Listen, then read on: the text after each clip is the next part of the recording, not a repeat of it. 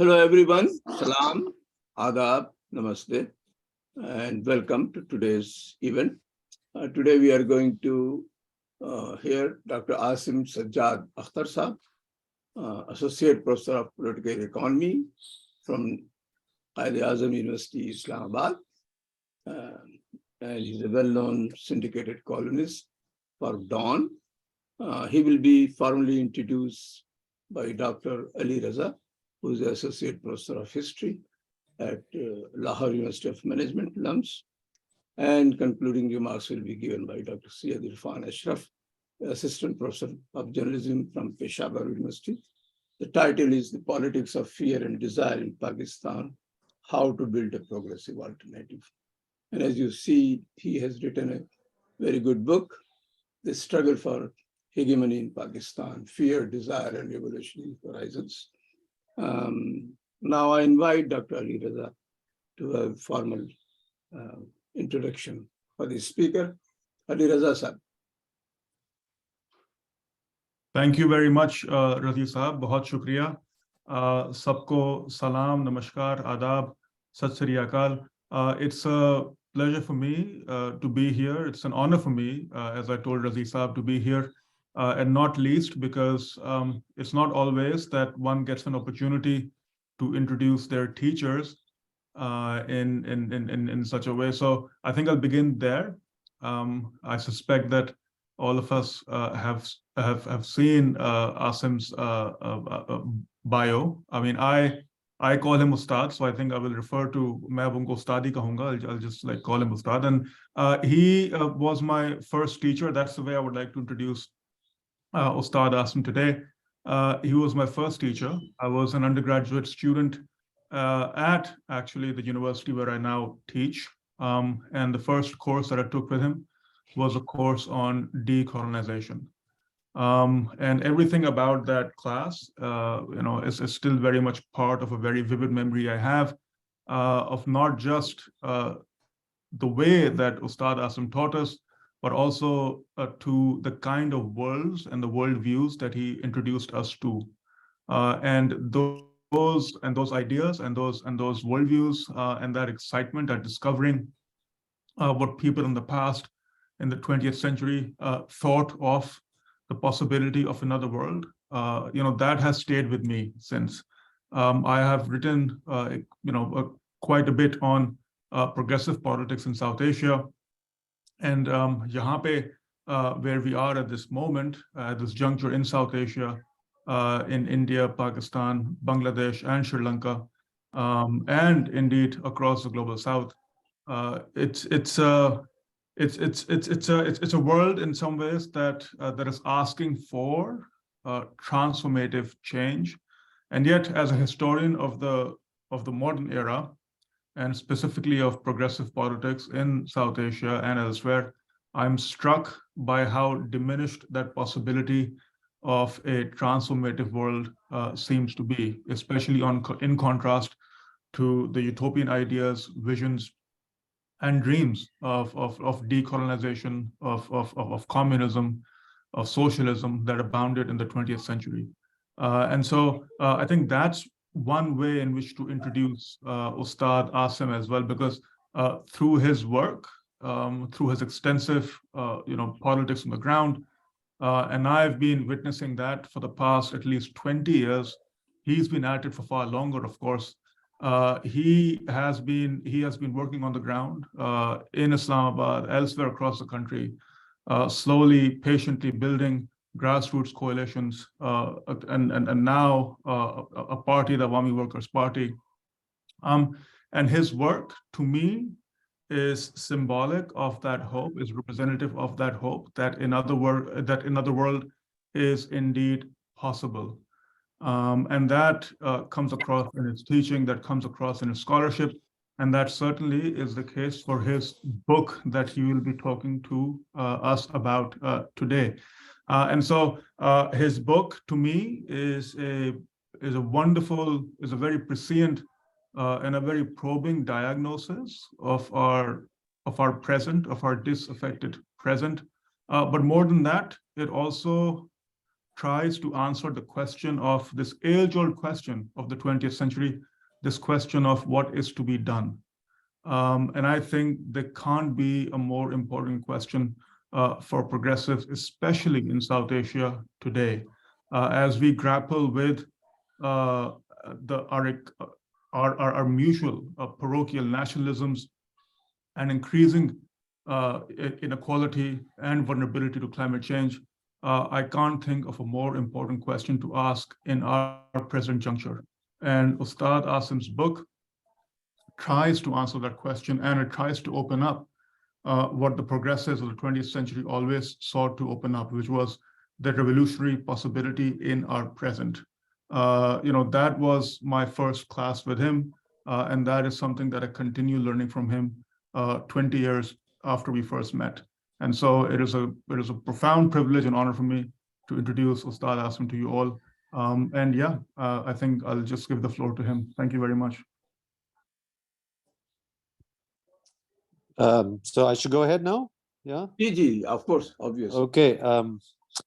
After that very profusely generous introduction, thank you to Razi Saab and to the rest of the members of the forum for inviting me. We've tried to do this at least once before, and it was my sort of dragging of feet that meant that we couldn't do it the original date, I think sometime towards the end of last year. So I'm glad we worked it out.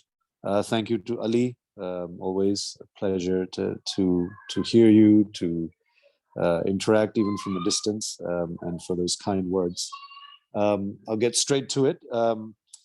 I didn't want to necessarily make this a talk about the book per se. I think the book is something I'll refer to as we go along over the next little while.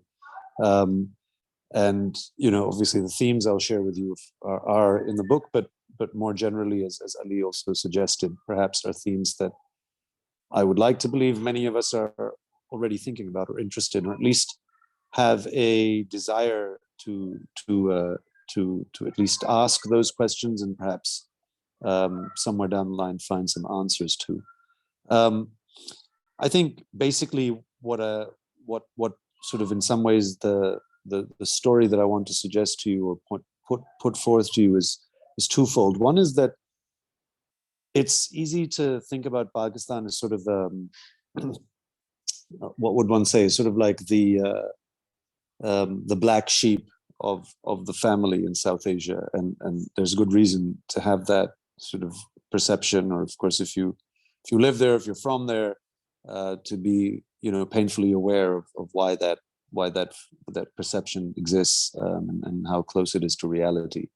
Whether it be things like the weaponization of religion, this seemingly omnipotent army, these are things that have made Pakistan stand out for the wrong reasons. But in a sense, what I want to suggest to you is that some of if we take a more broader sort of view and we zoom out a little, and some of what we see in Pakistan is now increasingly, in some ways, the rest of South Asia, worryingly, is converging with Pakistan in some very big, broad structural senses. And I think that demands that we sort of think in terms of big theory. Ali noted a little while ago that political possibilities, what is politics, how do we think about politics, all of it is very different now. I would say the same, very different now compared to, let's say, the heyday of decolonization 60 odd years ago, 70 odd years ago.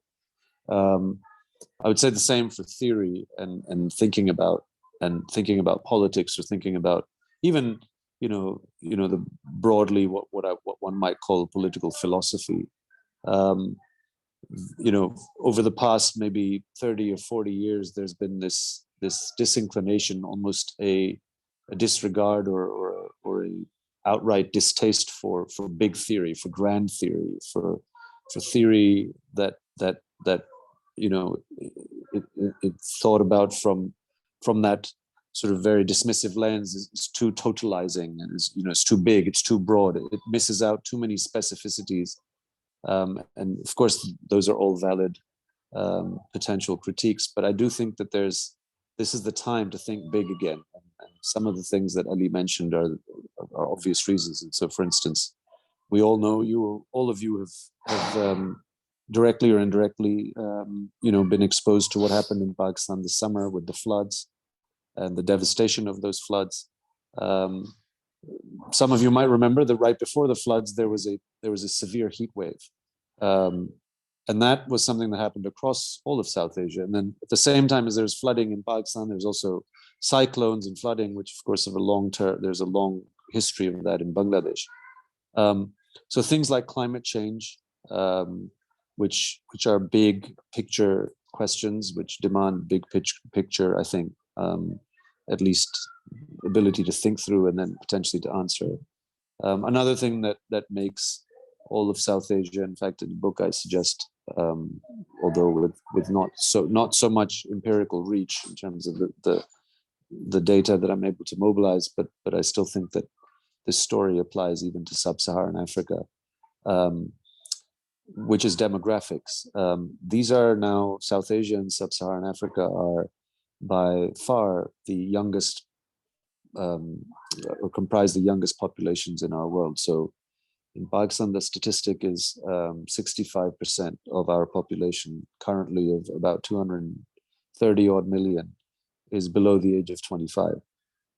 Similar sort of demographic profile in the rest of South Asia and Bangladesh and India, and also in sub-Saharan Africa. So, what generally is called a youth bulge. Now, you add sort of broader dangers to do with warming and climate change to this demographic explosion, and then also, which is what I'll speak to at greater length today, and is also the sort of broadly shared developmental logics or developmental projects that you see across, Ali called it the Global South, formerly known as the Third World, broadly the formerly colonized regions of South Asia and Sub-Saharan Africa, and one could extend that even further. And if you add all these things up, this rapid urban sprawl and a developmental model, which I will describe to you presently, this huge demographic explosion of young people, and then this somewhat dystopic potentialities for climate change to spiral into something where events like this summer's floods will only just be one amidst many. I think all of that compels us to think in a big picture sort of way. Not, and I don't think these are necessarily, that there's necessarily a trade-off between thinking in a big picture way and sort of and also being able to account for specificities, historical and cultural, and so on. And I want to suggest that this is as urgent for Pakistan as it is for the rest of South Asia, is because, sadly, unfortunately, in contemporary India, for instance, we see a weaponization of religion that perhaps 30 years ago would have been unimaginable. We see the erosion of liberal democratic institutions that really forces us to think, I think, more deeply about some of our somewhat uncritically held assumptions about, whether it be liberalism in general or liberal democracy, or what I would say democracy under the shell of neoliberal capitalism. And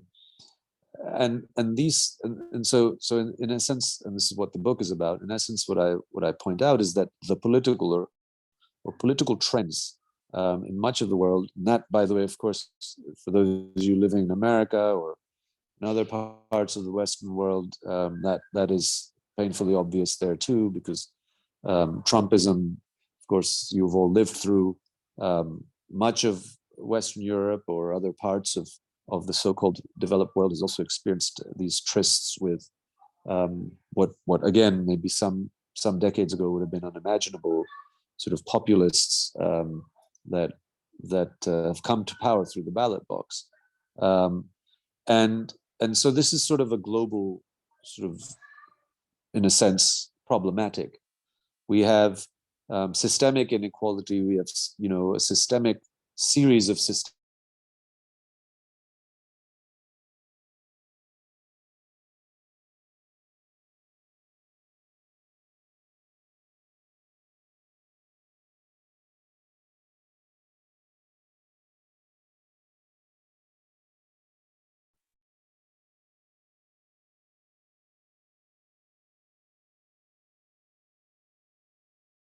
I think we lost him. No. Can you hear me? Huh? Yes. Please Yeah, go ahead. I'm not sure what happened. Anyway, so as I was saying, these sort of broader systemic questions, which I think were triggered, at least in the Western context, by what happened in 2008 with the financial crash, but I think have recurred. Sort of there's the symptoms have played out again and again. We saw it with COVID, of course. We're seeing it now with the war in Ukraine, that the sort of the world is now so interconnected economically that, and in terms of how these broader sort of economic, I think our regimes, whether they be globalized regimes of the last 30 years, or we trace it back to industrialism writ large, have also wreaked havoc with our natural environments. And these are global problems. The South Asia, or let's say the question of how this plays out in sub-Saharan Africa, all demands more specific interrogation. But as I said earlier, I do think that there's a very valid and a very sort of compelling, I think, impetus for us to think globally, or at least regionally. And so let me just chalk out for you very briefly why I think that this is not just about sort of what I would suggest are surface phenomena. I think there's an underlying logic of, as I said, the developmental regime.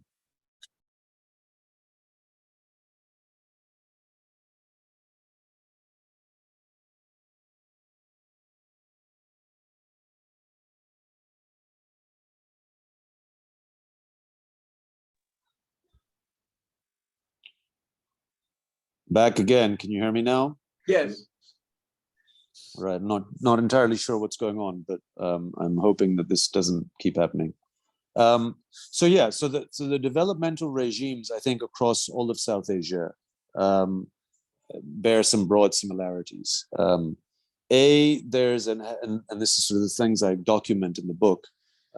There's a sort of a vast extractive sort of logic that now is spreading to, or has always existed, but now increasingly intensifying across what we would call in Pakistan ethnic peripheries, or generally the geographical peripheries in all of these regions. There's land grabs, there's forest grabs, there's mineral grabs, and this is generally thought to be, when you think about you observe how mainstream thinking about development and economic growth plays out.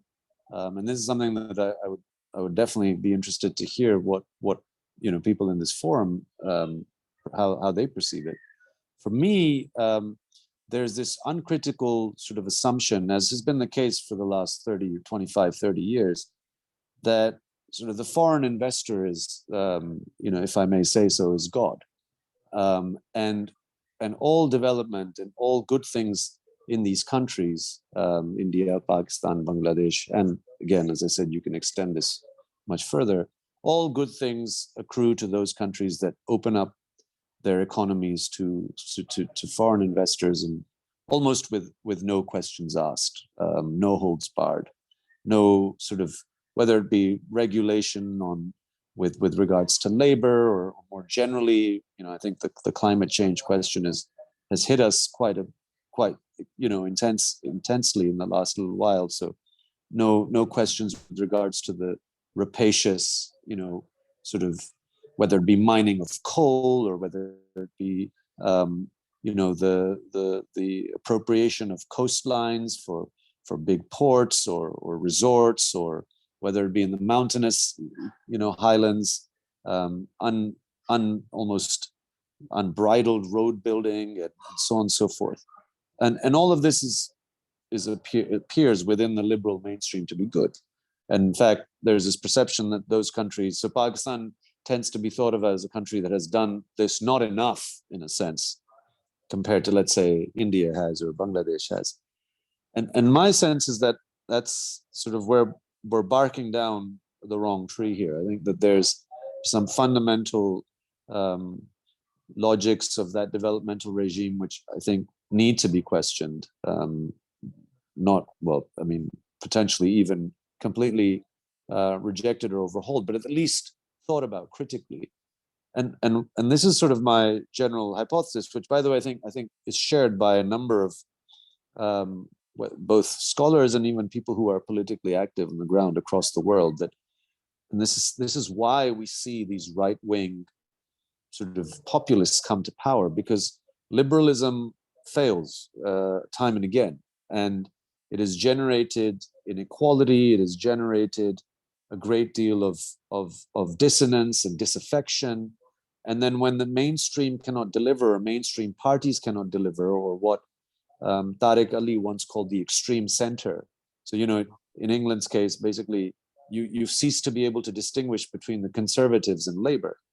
So Labour, this party that had this social democratic past that, to go back to what Ali was saying, at least to an extent, espoused imaginaries, radical imaginaries where, labor and working people, and even broadly on the global stage, where you could still talk about decolonization or peoples who are yet to be freed from the yoke of colonialism. And instead, you see Labour becoming more and more like the Tories. You see the Democrats becoming more and more, at least economically, like at least historically. I won't necessarily. We could speak about perhaps the current Biden administration and what it may or may not be doing differently. But there's now enough evidence and literature about how sort of the developmental regimes of the neoliberal sort of peak years threw up a lot of inequality, and threw up all sorts of sort of, in a sense, both outcomes that were far from desirable, and also really, in a sense, caused our ideas of what it means to be left and right, what it means to be progressive and conservative, into disarray, at least in the mainstream. And I think you see this with the Congress and the BJP in the rise of Modi. You see this with the rise of Imran Khan, aside from the Sharifs and the Bhuttos and the usual suspects. You see this with the emergence of, players who depict themselves as new and pro-people and sometimes even anti-establishment.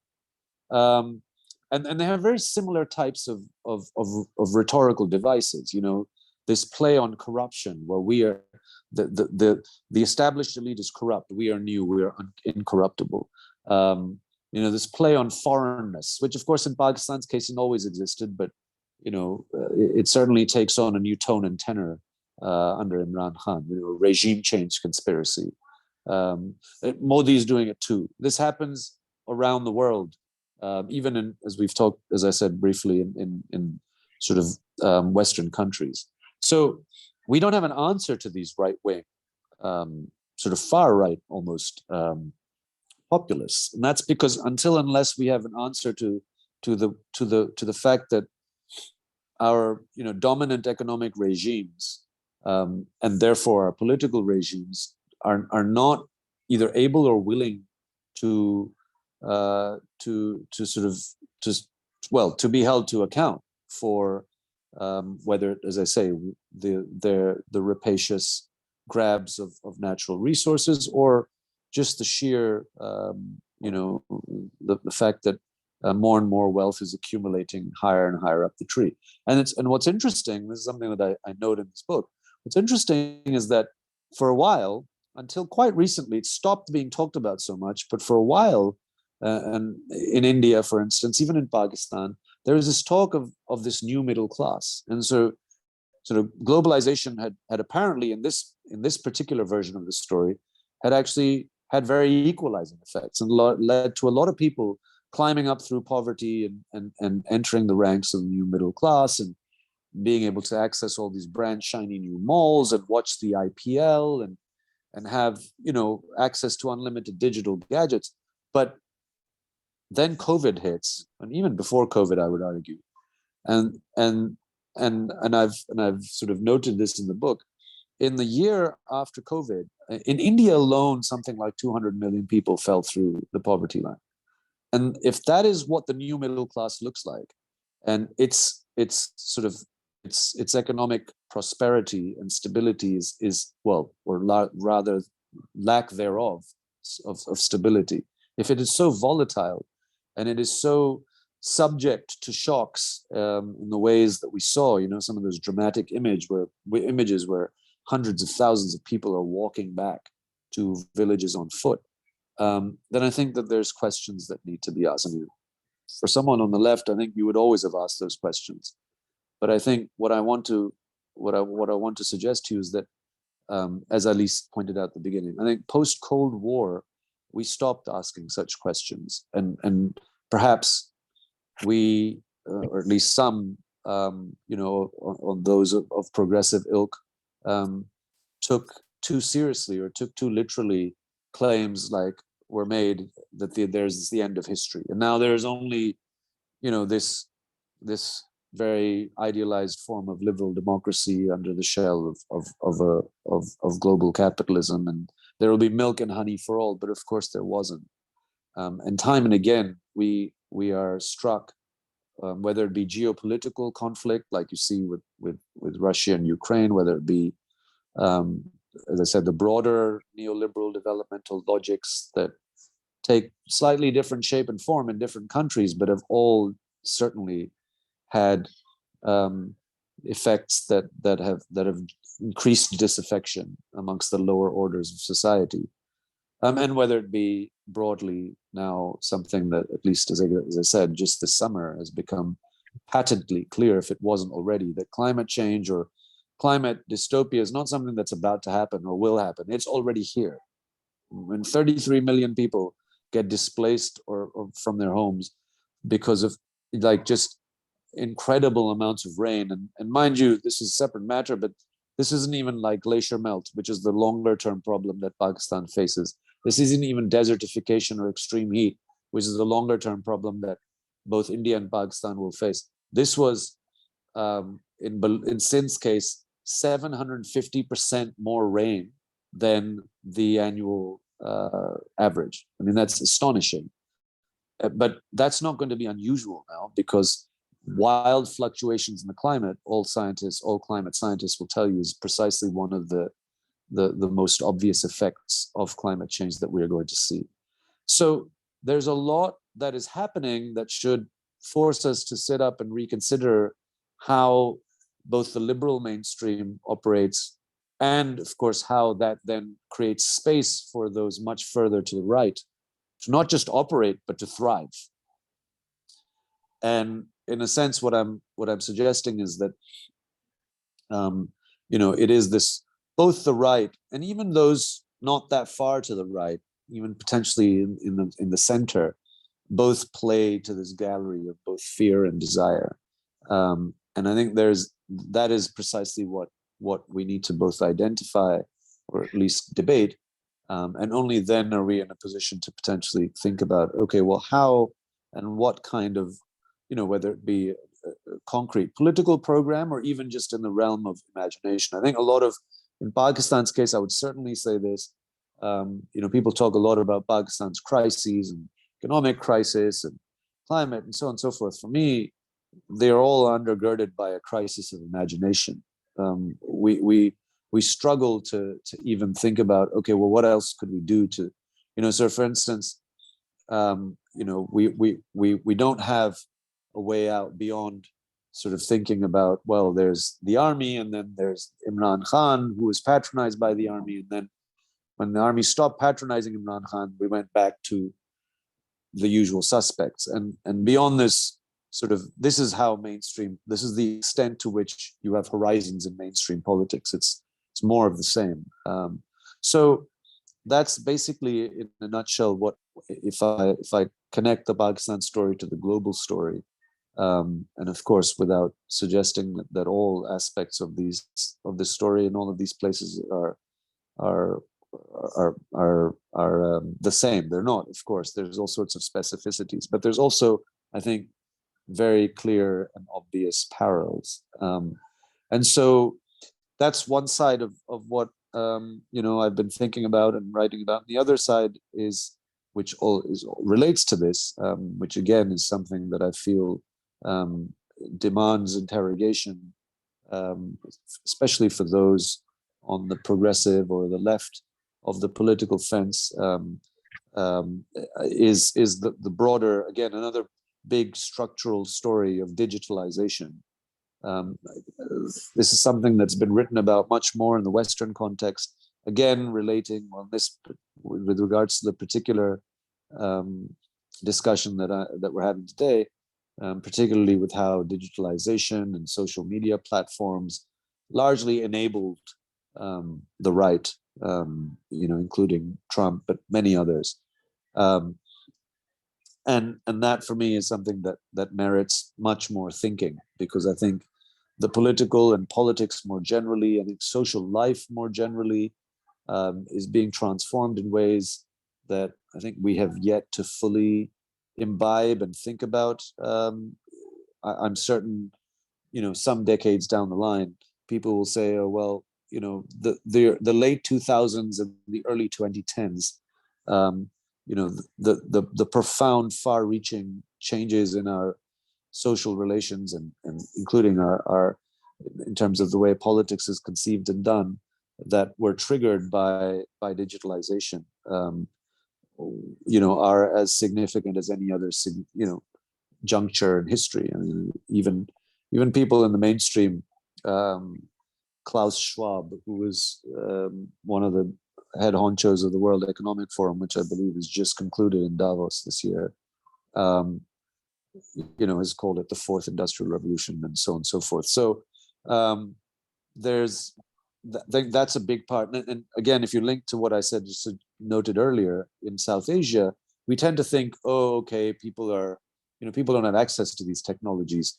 You would be surprised how rapidly these technologies, how rapidly digital gadgets, how rapidly 3G and 4G connections are becoming not universal, certainly. There's still obviously big questions of class, gender, even caste that prevent, that represent divides in terms of access to technologies and so on. But nevertheless, they are, we're talking in South Asia alone, we're talking, up towards more than 1 billion people are connected or will be connected soon, and that will eventually become all of society at large. And I think that these are dramatic and underemphasized, underspecified transformations that we are living through, and again, which I think demand that we think beyond some of the framing that the liberal mainstream offers us, whether it be economic framing, whether it be even in terms of framing of what constitutes, what someone would say the good life. What are our visions of the future? What kind of imaginaries that, as Ali noted, 60, 70 years ago, all of us would be talking about colonialism front and center, and the kind of freedom and prosperity that we want as formerly colonized peoples, for our countries and for peoples all over the world.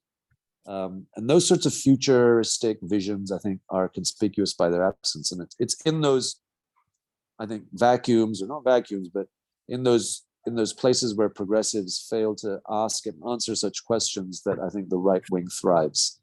I don't see whether it be the liberal mainstream, whether it be political parties, whether it be thinkers, whether it be, the big donor interests that shape our worlds, especially in Pakistan, for instance. Even Bangladesh has now gone back to the IMF. A lot of countries are going back to the IMF after COVID, and and sort of the global commodity price fluctuations due to the Ukraine war. I don't think any of the donors included, I don't think their policies are about to change. I don't think their visions are about to change. I don't think their logics are about to change, or at least not fundamentally. Or if they do, in maybe more parochial ways. How will this, how to do something, for instance, in a particular country context that will potentially be of benefit to that particular country at best. I think in terms of the globe, in terms of the world, in terms of our putatively shared world, which whether we like it or not, certainly after 1992, became much more interconnected and integrated. And then after 2008, at least in the West, people start to say, oh, okay, well, this is now, there's a lot of problems with this. The jobs have gone. There's too much outsourcing. Our steel belts have become rust belts, and so on and so forth. And our problem in our part of the world, in Pakistan at least, is that we're still saying, our experts are still saying the same things that many experts, many sort of people in Western context stopped saying 15 years ago. And we are still sort of living in this place, or in this almost suspended reality, where we are yet to sort of think critically about any of these matters. I said earlier, for instance, just this uncritical sort of just this notion that all of our development policy should be focused on inviting foreign investment and openness, which I don't necessarily think I would say, oh well, I would just reject it, but I certainly think it demands and merits some discussion and debate, as opposed to simply some kind of like unquestioned adage almost. So yeah, I mean, there's of course more detail that I could go into here, and not. I think it might be more useful for me to stop and see how much of this registered, how much of this was a bit too sort of broad and abstract, and on the basis of questions. If that is, I think if we've had enough time me speaking, then maybe we could do that. Thank you very much. Problem is that the speaker for concluding remark, Dr. Sajjad Irfan Ashraf, joined, but he also is facing the same problem, like power shortage and whatever. So 2 times, he joined and he disappeared. So at the moment, I cannot get hold of him. He is not here. So I'll request Dr. Ali Raza to do this part rather than wait for him. So Ali Raza Saab, can you do a little concluding part before we go to question and answer? No. I think we lost him also. All right. So at the moment, we just cannot do that part. So sorry for that. We lost both of the speakers. So we will switch to question answer session. If one of them comes back, maybe before that we go to question answer. Here is our coming week Saturday's event. Danish Iqbal's usual last Saturday of the month. We are going to remember Nayara Noor, Wo Dhoop Kinara Jazbe Dil Ka.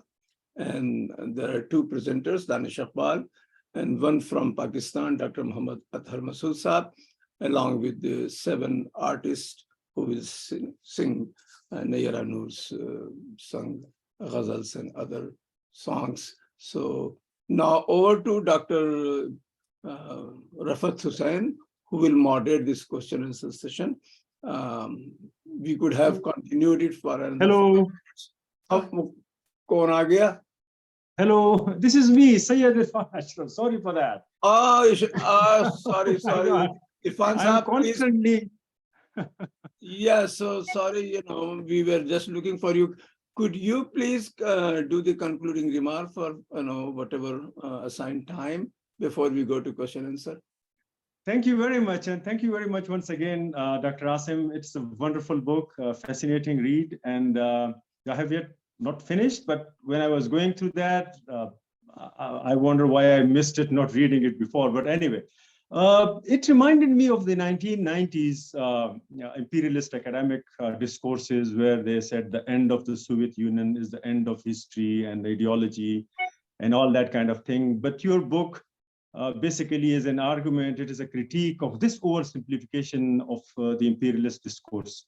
And therefore, it offers not only a view to examine imperialism, which means the contemporary form of power and politics, but also it suggests how to challenge these toxic hegemonies which power and capital has brought into effect in Asia or in Africa. I think to me, the most important aspect, but do you hear me? Yes. Hello? Yeah. Yes, we can. So I think one of the most fascinating point for me was the understanding of the class.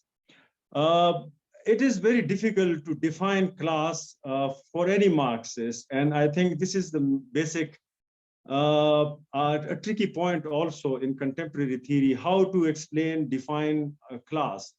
But I think in your book, you did a great job by not only helping us understand class politics, but also try to help us know the culture within which this class politics has emerged.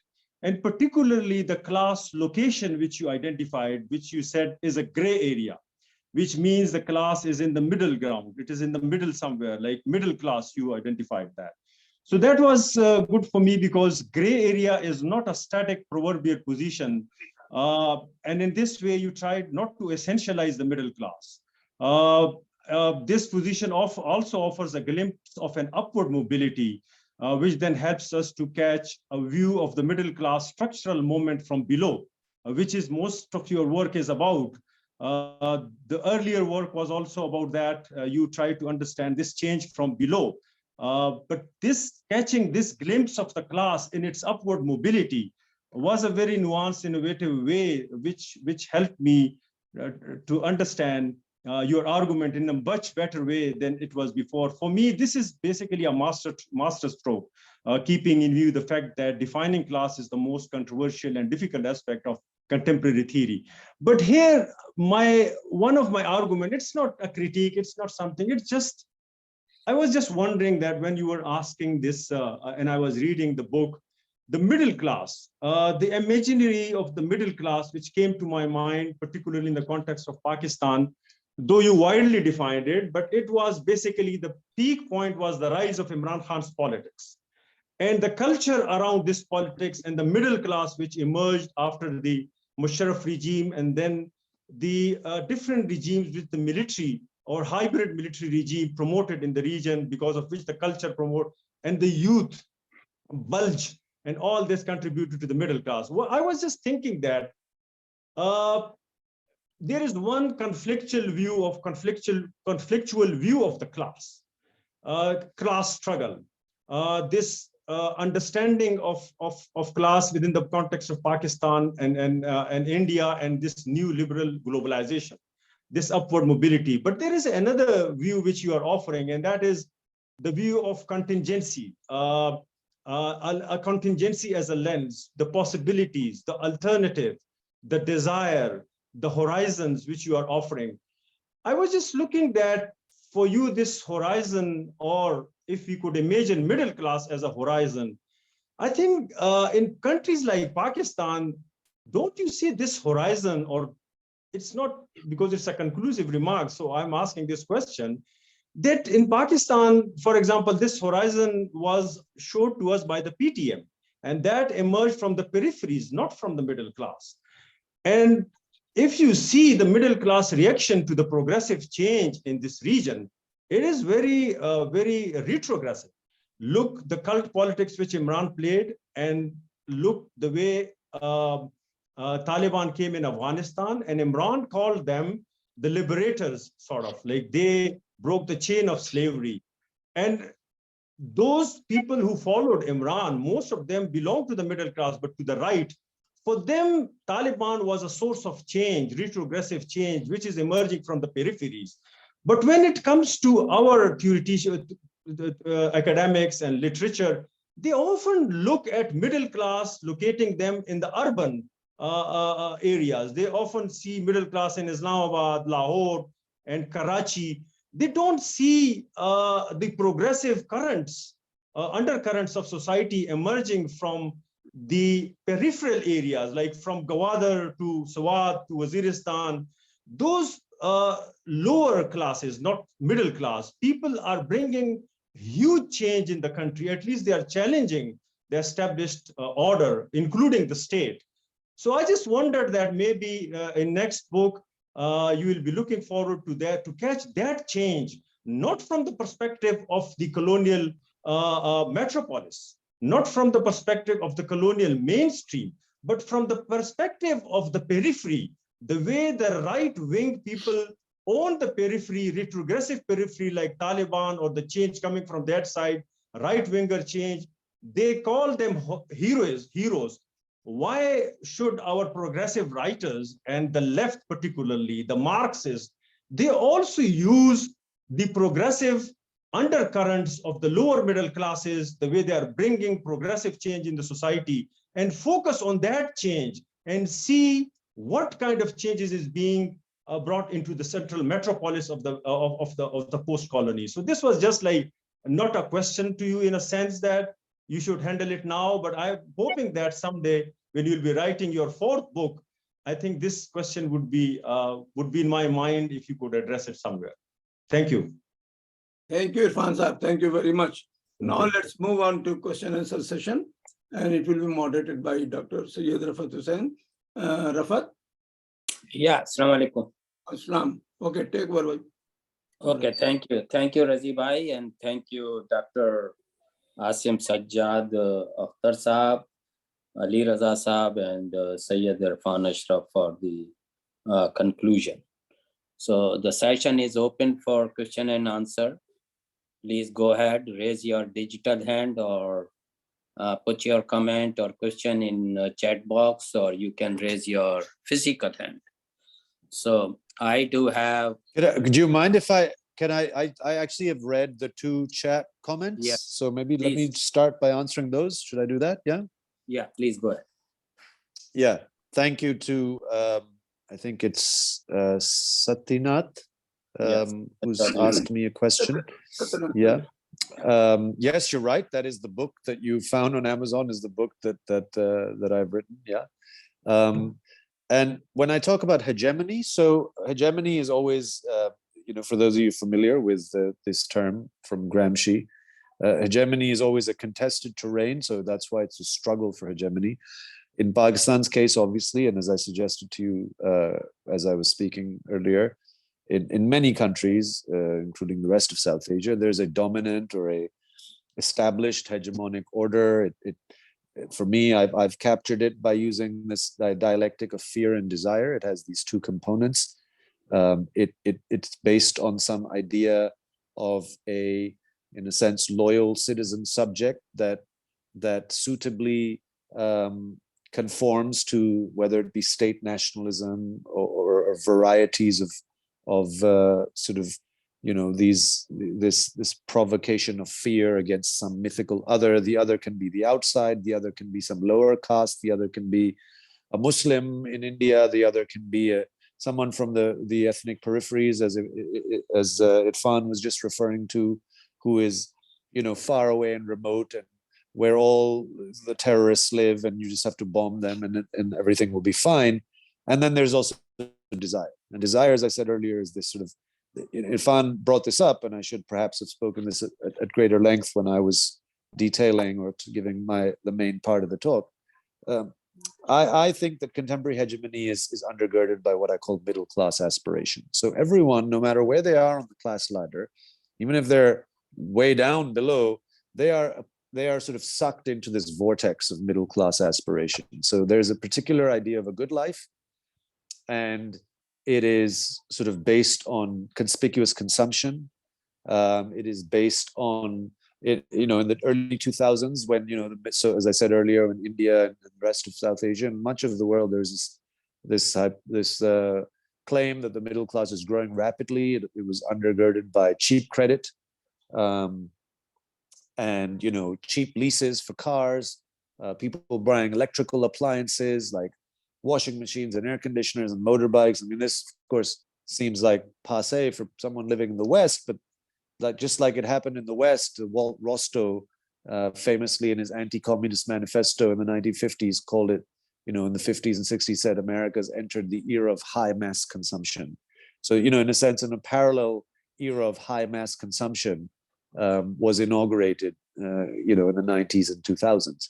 And, as I said, this entertainment, consuming entertainment, and this was all enabled by digitalization. But what I wanted to emphasize was that it's an aspiration. And if you do fear and desire as the dominant form of hegemony, then there are competing ideas of hegemony. Irfan mentioned some where you challenge, well, because a lot of this consumption, a lot of this cheap credit, a lot of this like development in the metropole is undergirded by the exploitation of the peripheries. They said land grabs, mineral grabs, water grabs, political repression. In Pakistan's case, the weaponization of terrorism. So, under the guise of counterterrorism, the military and the state's coercive apparatus was free to do whatever it wanted. Mind you, this happens in India too. You have progressives every day who get picked up and jailed and filed, terrorism charges filed against them. So terrorism is this bogeyman that is just as easily instrumentalized by the state or, by the powers that be. And so if there's fear and desire, then the struggle for hegemony then is a struggle to articulate a different imaginary. And as Irfan said, mind you, Irfan, I did write about PTM. Maybe you haven't gotten to that section of the book, but I did write at length about PTM in the book, and detailed exactly this: that there are competing ideas of hegemony, competing visions that are more egalitarian, that talk about a different idea of nationhood, and what does it mean to talk about a nation? In Pakistan's case, this 75-year project where we keep equating Muslims to a nation, and people of different ethnic, linguistic persuasions say, well, what about our own identity, and so on. So this is an old sort of assertion, but it's as Irfan noted, a new generation of young people are articulating these competing visions. So that's what the struggle for hegemony is. Of course, it's a struggle, yes, but my contention would be that the dominant hegemonic imaginary around fear and desire, around conspicuous consumption, around vilification of the other, criminalization, weaponization of religion, as I said, is happening in India now not as much, but certainly in ways that we would never imagine was possible some decades ago. So that's still the dominant hegemonic sort of, in a sense, nexus. But, there are other things happening. There are progressive sort of voices. It's another matter, and that maybe for another time and place, that I often think that on the digital platforms, progressive voices tend to be at loggerheads with one another as much as the right or those who they purportedly are struggling against. And that's something that I address in the book, and maybe those of you of interest can think about this. And that's why I think digitalization is also something that we need to think about critically, because in my understanding, it's still largely, on the whole, not that it doesn't have potentially liberating impacts or effects for progressive movements, but I think on the whole, it still tends to benefit, or has in practice been to the benefit of the right wing.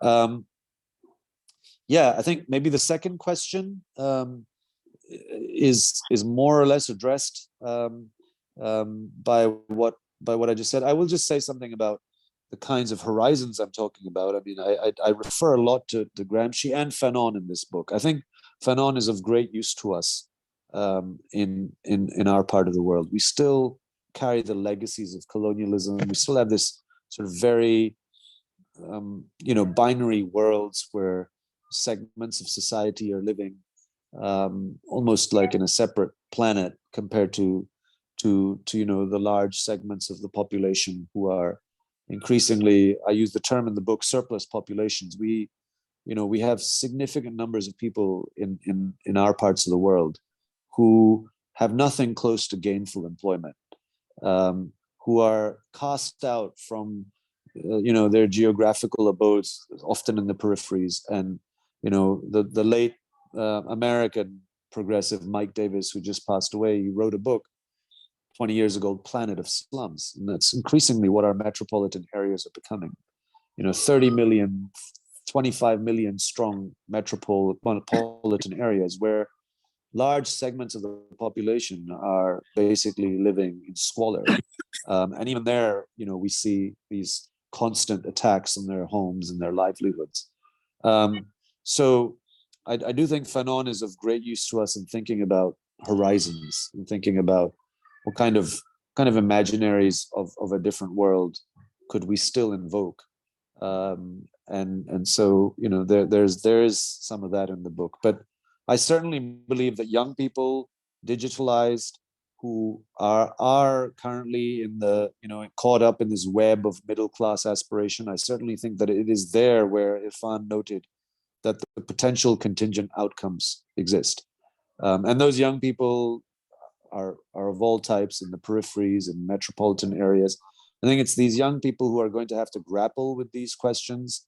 And this book is just an attempt to suggest, okay, these are the questions I think we need to grapple with, rather than be caught up in palace intrigues, which much of Pakistani politics has become, or in many other parts of the world too, and think about more substantive issues. So I'll stop there and let's see if someone else has additional questions. Thank you. Thank you so much. Can I ask a follow-up question, please? No, hold on, please. If time permits, we will come back, but we have other people lined up, please. Yeah, thank you. So, Imtiaz Saab, please. Thank you. Salam all. Thank you, Asim Saab, for your scholarly and very informative presentation. I apologize in advance for my question if it seems critical.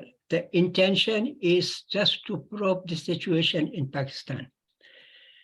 Number one, would you please agree that present-day Pakistan is Iqbal's dream and vision turned into a distressing nightmare because, number one, feudal mindset of its politicians and rulers. Number two, lack of civic sense and social morality across the board. The values of work ethics, honesty, integrity, unity, trustworthy are not given any importance. And lastly, it seems to me, I'm a Muslim from India, but it seems to me overdose of everything could be bad. And what has happened in Pakistan, I suspect, is overemphasis on ritualistic aspects of Islam, ignoring the character required of Muslims. Thank you.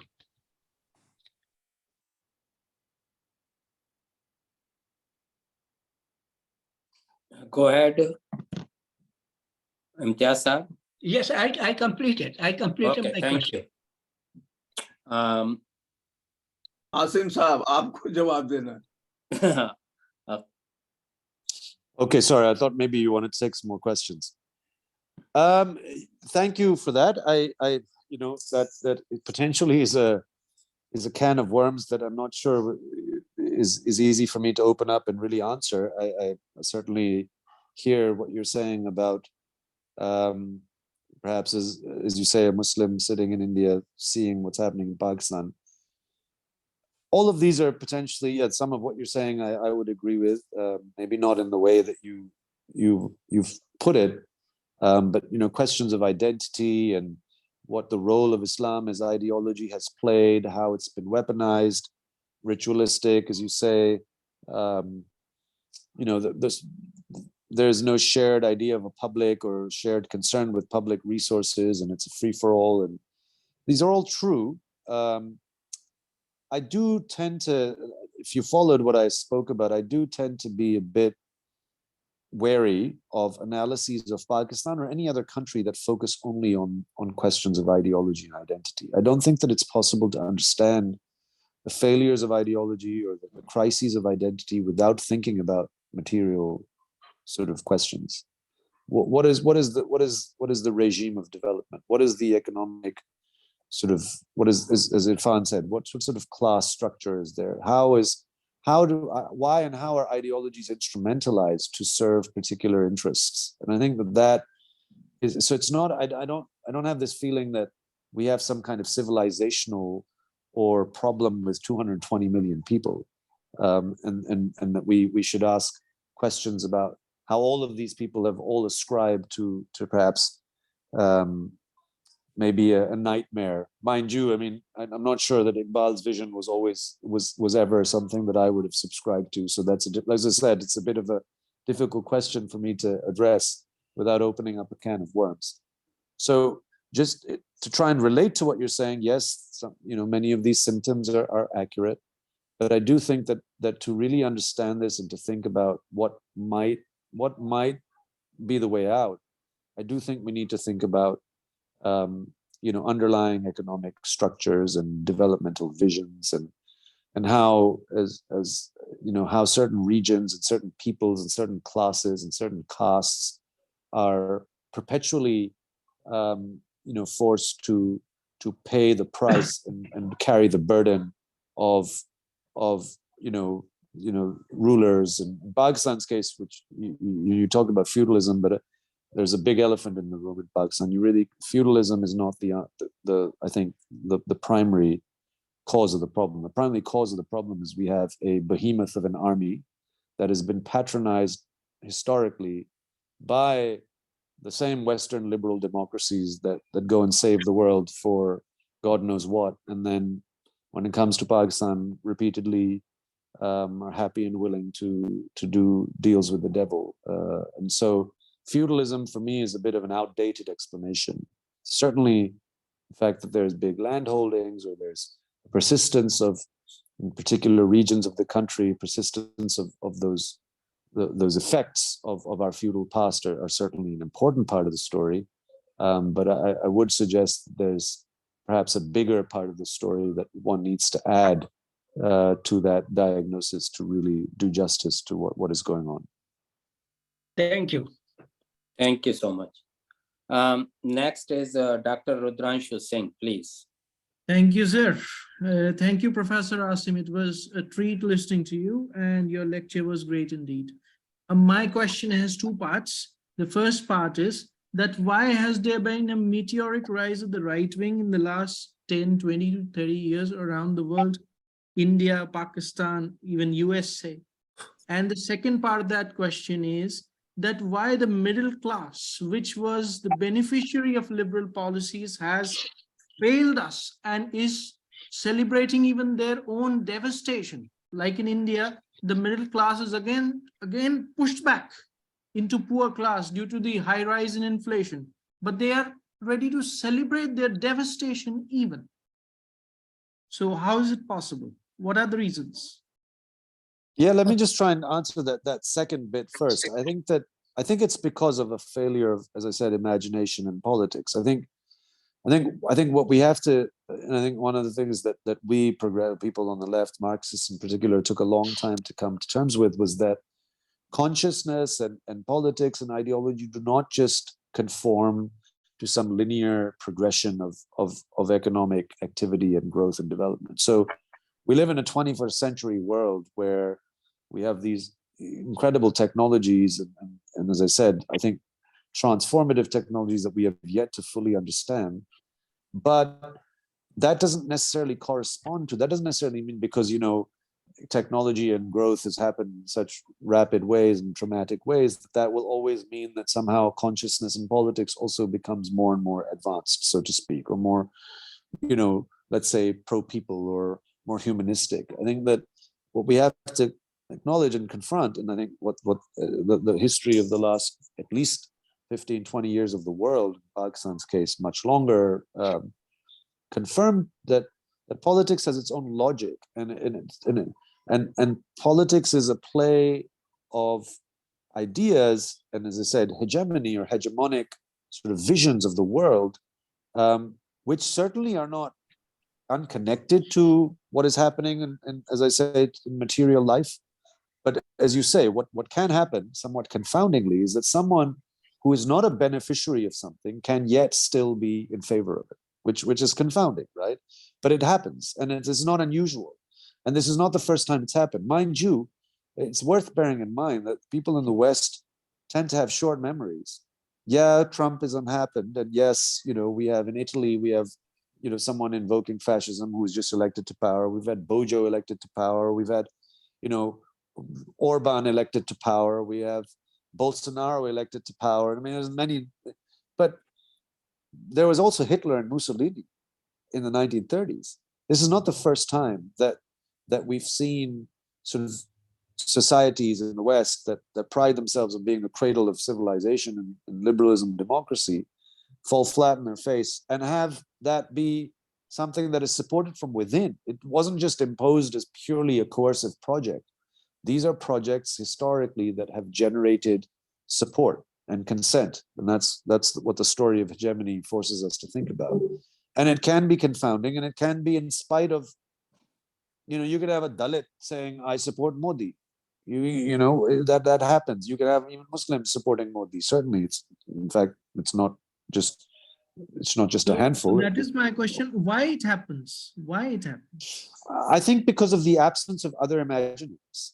Look, the world can go, the world can, you could have this notion that, well, if things get really bad, then people will eventually revolt. No, if things get bad, people can continue to be attracted and appealed to by very retrograde ideologies. Unless there is another ideology, unless there is another imagination, and that's where Ali started, right at the beginning. I think what I am interested in thinking about, of course, I'm also politically active, so I spent many years struggling through this. How do we create imaginaries that appeal to young people here and now, and make it and force ourselves into the mainstream? Irfan noted earlier that does happen in pockets. The PTM is a great example, but the question is, how do we take those moments and make them into hegemonic sort of imaginaries that capture the imagination of society at large? And I think that's why we need to go back to some thinkers like Fanon, because 60, 70 years ago, large parts of people in our societies actually were taken in by and shared some basic notion that, okay, we want freedom. We want to be considered the equal of the white man. We are able to rule ourselves. Remember that colonialism persisted in the subcontinent for 200 years. And it wasn't until the 1920s or 30s that even us, and I say us because we are of a particular brand of people in the colonies, right? We were Macaulay's children. Well, I won't speak for everyone in this call, but I'll certainly say that class of Indians that Macaulay very infamously in 1835 said, we'll be Indian in color, but we'll be English in taste. And it was this class that for hundreds of years were like, well, thank God the British showed up because we weren't capable of doing anything ourselves. But at some point that changes. It doesn't change because of that class, it changes probably in spite of that class, because large numbers of people in society start to question what were unquestioned truths. So I think that there has to be, it can't just be that the material situation is bad and people will just respond to it in progressive ways. People can respond to terrible material realities and oppression and exploitation by turning to right-wing ideology. That is not, it's not as if it's not happened in the past, and it's happening again now. And the only way out is to also have a viable progressive ideology, but that a progressive ideology must have an economic component. A progressive ideology can't just be, I am progressive in the way I think. It must also have a component of redistribution. It must also be able to say, okay, there are big fish in our society, as I said, not just feudals, army men, big industrialists.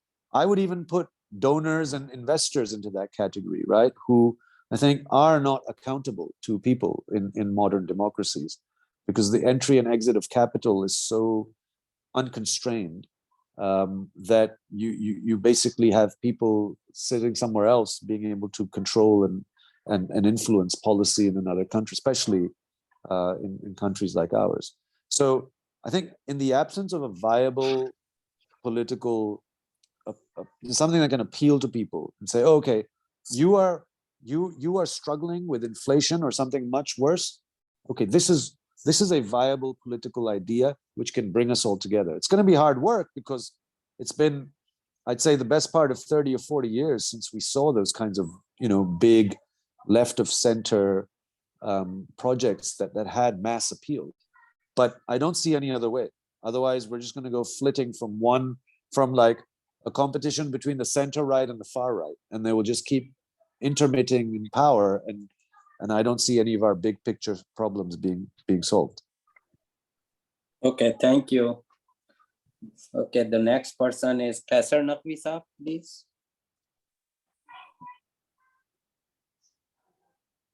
Yes, Kaisar Naqvi. yes, you can hear me. Asim, Yes. Assalamu alaikum. I've been an ardent fan of your articles in Dawn. Now I'm based in Toronto. My question will be slightly brief, and maybe a lot of you have answered already. Is that, do you think all that you've talked about is the aftermath of globalization? I mean, it's one of those forces which is not very discussed or highlighted very much, but it has its impact. So do you think globalization is one thing that can be the reason of this thing? Thank you. No, it certainly is. I mean, I've written this book. I think Irfan mentioned I had written earlier books. Yeah, so basically this book was just an attempt to take the stuff that I'd already written into the new millennium. So yeah, so I am responding, or I am thinking a lot about globalization. And as I said, after 2008, it's acknowledged fallouts. Until 2008, everything was hunky-dory and everyone is like, yeah, Wall Street should be unaccountable. We should have financialization of the world, and everything is hunky-dory. And then all of a sudden, 2008, people were like, oh, okay, the end of history was wrong. And there are some serious problems with the way we organize our societies economically, not just domestically, but around the world. So certainly this is about globalization, or at least the fallouts of globalization. I think the rise of the right can clearly be traced. Rise of the right, especially in countries where it's considered to be a bit of a shock to the system and unusual, like in Western countries, like with the Modi phenomenon.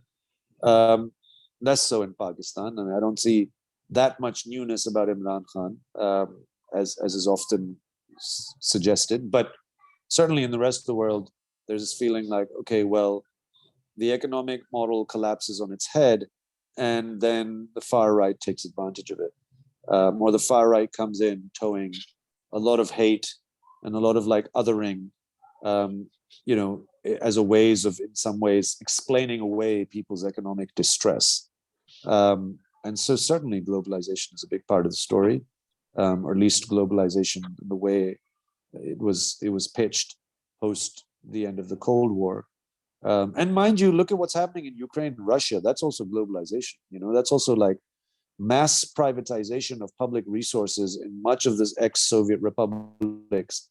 And mind you, Russian oligarchs were great until a year or two ago. No one had a problem with Russian oligarchs coming in and buying out huge sports teams in Western countries, or Trump. So many of Trump's investments are in Russia. I mean, globalization had no race or color or religion until the fallouts of globalization, especially for the lower orders of society, started to play out. So certainly this is definitely a big part of this contemporary story. But I also want to suggest that this is not just a contemporary story. There's something about this story that recurs. There's something about, as I said, there's fascism in Europe in the 30s and 40s. It's not the first time. In Pakistan's case, we've had, Irfan noted, middle-class saviors show up in our history again and again and again. It can be a judge, it can be a general, it can be now Imran Khan, right? This is a motif that keeps playing out. So in the immediate sense, what I've written about in this book, yes, it's about this particular period and post 90s and the 2000s and so on. But the crises of imagination and the crises of liberalism, or the crises of capitalism writ large, I think are intensifying with time. And this is just the latest, I think, iteration. And I think climate change, if nothing else, forces us to say, okay, well, what does our future look like? Are we just going to hop from one crisis to the next and just hope that somehow invoking the same mainstream basic liberal slogans are going to solve our problems? I think no. That's my contention, and that's why I think we need to think beyond those mainstream slogans. Thank you, Akhtar Saab. So there is a comment or questions both in chat box from Abu Saleh Saab. And Yeah, this I'm is reading a it. three-part question. You wanted to respond or you want me to read it? No, I think I did try and answer that one. I read that. I now see a third question, which I'm reading. Cannot be choosers. Or Beggars cannot be choosers. Okay, yes, sure. Perhaps I didn't answer. Beggars cannot be choosers, i.e., well, we are constantly struggling with our economic situation, so we don't get to choose what we want. You know that you all live in America. You know that America has the biggest fiscal deficit in the world. You know that, right? yeah, 31 trillion. So why doesn't that apply to America? Because of brute force. Because the American dollar is the world's reserve currency. There's no economic argument here worth its salt. It's about the fact that it's power, right? So America is powerful. America is able to get away with the fact that the rest of the world funds its deficit. Whereas an ex-colonized country, which of course certainly didn't get its act together and is largely responsible for its own fate, but nevertheless, the logics of the international system are not by any means just and fair. Think about what's happening with, it was considered a great achievement at the COP27 recently that the Western countries, the historic emitters, actually agreed to a loss and damage fund. They just agreed to it. They haven't put any money in it yet. But they acknowledge, yes, okay, we are the primary reasons, or the West's emissions are the biggest cause of global warming and climate change. But hold on while we think about whether we want to give you any money for it. So yes, there's beggars can't be choosers, because we live in a world where you do a lot of politically correct talking, and you can't really name, or at least in the mainstream, you can't name the fact that this is an international system, as someone just the last question used to ask, a globalized system, which is based on the dominance of capital and corporations. And they are able to do what they want when they want. And labor can be disciplined, immigrants can be disciplined. People, why do industries get outsourced to countries like ours? Because the costs of labor are so ridiculously low. So I get that what you're trying to refer to is the fact that countries like Pakistan or Sri Lanka are subject to conditionalities and debt disciplining, but that of course, as I'm saying, I'm suggesting to you that yes, that's how the mainstream functions, but the mainstream isn't going to answer these big questions that I think we ought to be asking, at least. Thank you. Dr. Saeed Zadi, and after that, Nazir Ahmad Saab. Assalamu alaikum. So, I sorry I missed your talk. So if I ask you something totally off, forgive me, because I started when the question and answer session started. But I left Pakistan in early 80s. So I've seen very good, at least peaceful time when Pakistan was kind of prosperous, peaceful, and things were much better. So I divide, ideally, countries evolve in different things. Pakistan, I think I will do it before Ziaul Haq and after Ziaul Haq.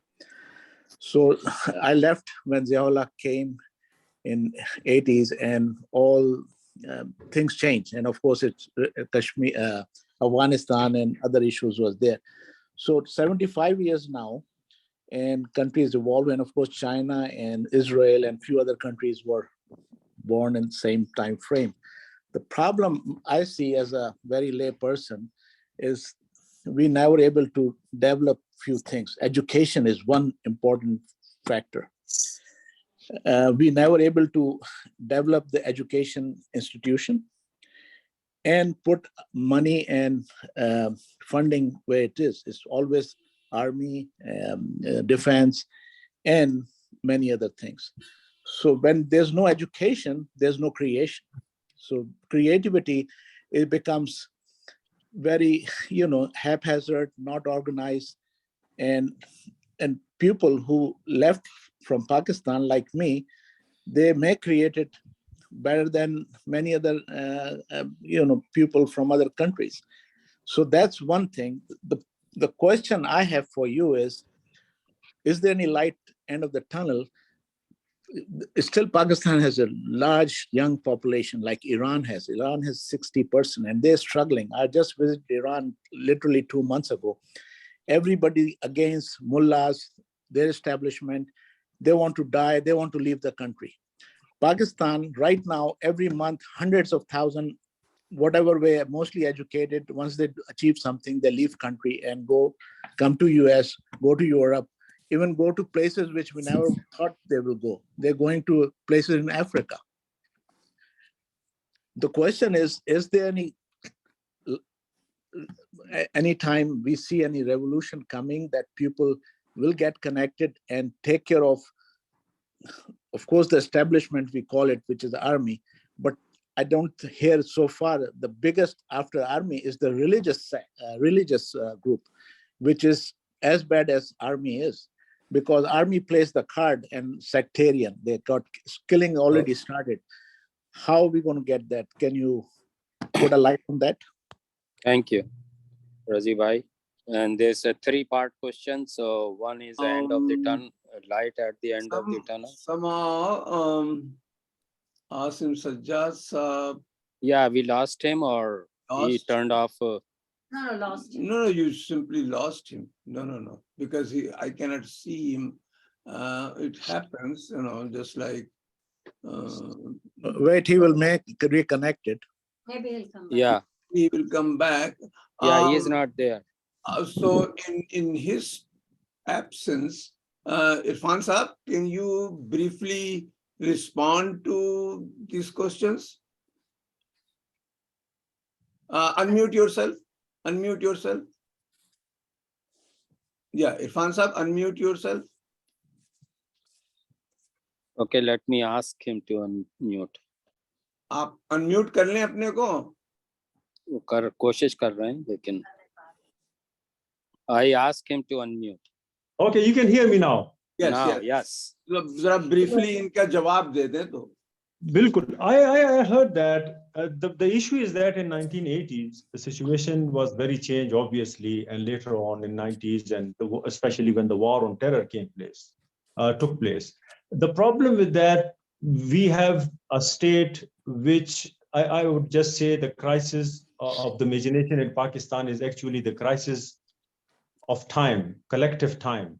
Our state has declared war on its own people, in a sense that all those people in the peripheries who are living with this kind of hell since Zia's time. For example, the area where I'm living, I'm just 40 kilometers from the Afghanistan's border.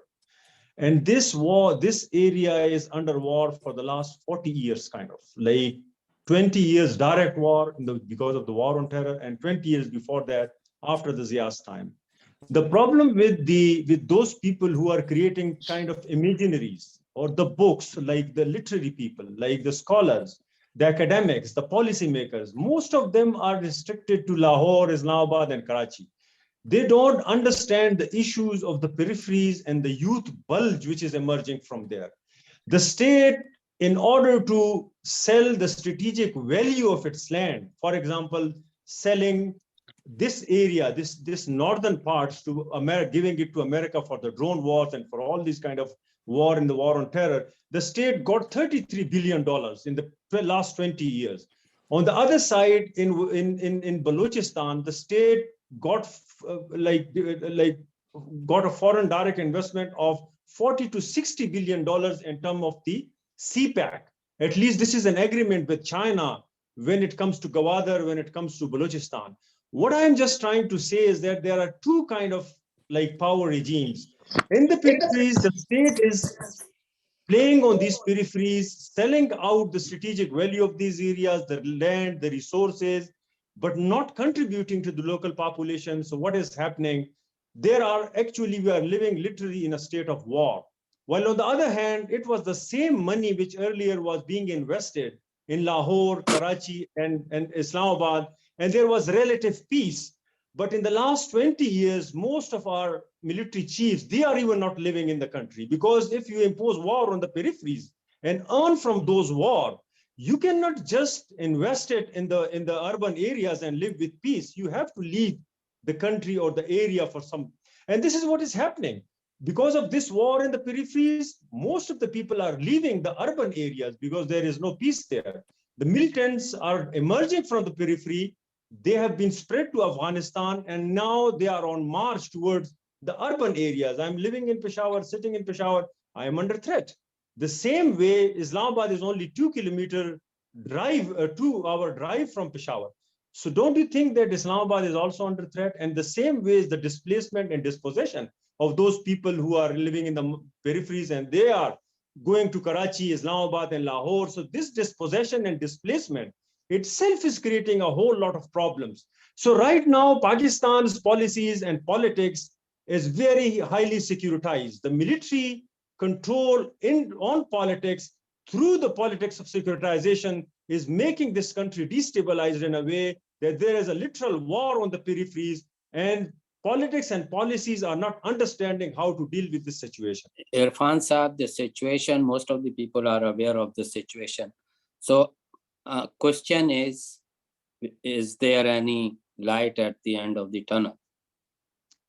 Yeah, I think there is a light at the end of the tunnel, in a sense, the way earlier Dr. Asim said, the horizons. Earlier, we asked for the imageries.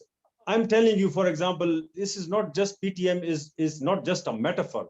A huge youth bulge has emerged. And they say we don't want any fight in our areas. They are in between the Taliban and the state right now. Even if we agree that the Taliban are serving the state purpose by imposing violence on the local people are saying we don't want the state in our area. We don't want the militants in those areas. This new imagery is a horizon, in a sense that youth are trying to understand, not to ask the state to protect them. Rather, they are asking the state to go away, take your influence away from the land, and take your militants also along with you. This is a new kind of imagery. This is a new kind of approach which is being developed in Pashtun periphery. I can't say for sure about the Baloch periphery, about the Balochistan, but here in Pashtun land from Swat to Waziristan, this new kind of narrative emerged, and it is basically the youth who are saying, we don't want any kind of violence. Keep in mind, this is very different from the 2006, 7, and 8, when the militants came, the Taliban came in those areas. The same people asked the state to launch military operations. And these military operations was launched with the help of the US money. So huge money was involved, but these people later realized that these military operations are reinforcing militancy instead of eliminating them, because the state needs a whole lot of money and it gets a whole lot of money. So what they are now doing after 2018, 20, they are asking the state that we don't have any issue with the Taliban. So this new kind of horizon, this new kind of politics, this new kind of imagery that depoliticize our area, demilitarize our area, desecuritize our area, and this is peace. I think this is new. This was not happening before. And how about the investment in education? This is one area which is still lagging. Most of those schools which either got destroyed, even in the earthquake of 2005, they are still there. In the same way, militants destroyed around 450 schools in those areas. Colleges are not working. Mostly the university where I'm teaching, the university is not able to give us like our salary. We are not sure about that. Right now we are getting salaries, but we are not sure that it will be stable or not. Education is one major area, but right now we are fighting a war of survival. Believe you me, we are worried about education, but more than that, I will quote the narrative of the PTM when they say, we just want to live with peace. We don't want any road. We don't want any development from the state. Just give us peace. So right now, the main narrative is peace. The main narrative is that we don't even need your electricity, roads, or whatever.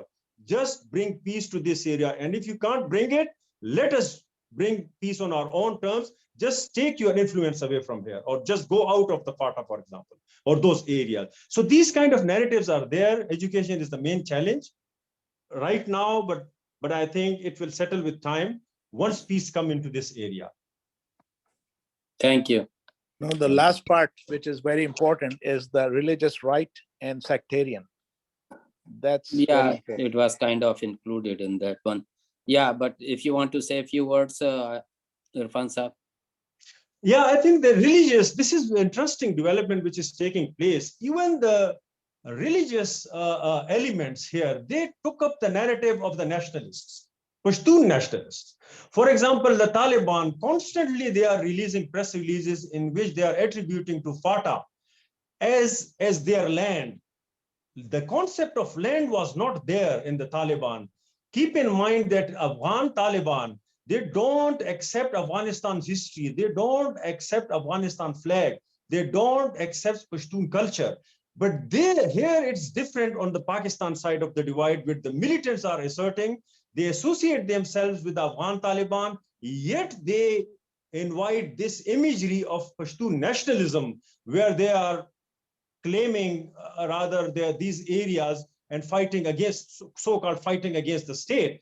And now in the Afghan Taliban also, this imagery of Pashtun nationalism is emerging, sort of. Sometimes we hear from them that the way they say it's our land. And that is one reason that Afghan Taliban are not accepting Durand Line.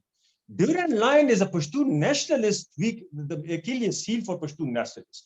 They are not accepting Durand Line. And when Taliban were there in Afghanistan, one expectation from Pakistan side was that Taliban will accept the Durand Line and they will give some respite to the Pakistani state. It's not happening. So this revival of the Pashtun nationalist narratives in the claims of the Taliban means that the narrative is being monopolized by the right wing in a way where they are trying to replace Pashtun nationalists because of the vacuum which emerged due to the US withdrawal from Afghanistan. Thank you. Thank you so much, Irfan Saab. Now you become our main speaker. You have to answer the next few questions. Okay. Sorry about that. Ishrat Aziz Saab, and I see the Nazir Ahmad Saab lowered his hand. If he wants to say something, yes, please come after Ishrat Aziz Saab. Oh. Ishrat Bhai, unmute yourself. Unmute. But now, can you hear me now? Yeah, it's good. Yeah, actually, my question was addressed to the main speaker, Sajjad Akhtar Saab, but he doesn't seem to be there anymore. So in any case, it's a very general question, and it's a very simple question. It's a very unintellectual question. And I think I should just in one line introduce myself to avoid any misunderstanding. I was an Indian diplomat for 36 years and served abroad in many countries. And Sajjad Akhtar Saab had used a phrase, and he said, viable political idea. And I always say a sense of common destiny. Now, all societies want unity and peace. And believe me, no investment is possible. No investment will lead to results unless you have peace and unity within the society. But what is that message? What is that vision that you can give to the people which will cut across ethnicities in all its forms, that it is religious, linguistic, racial, whatever? Because we know that just religion or just ethnicity or just class or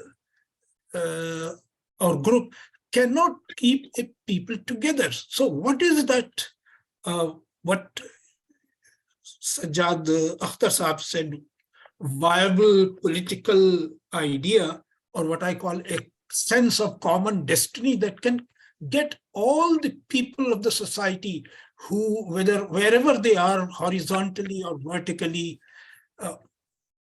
say, well, this is a goal that we should be pursuing. Thank you. Thank you. Thank you. Irfan sir.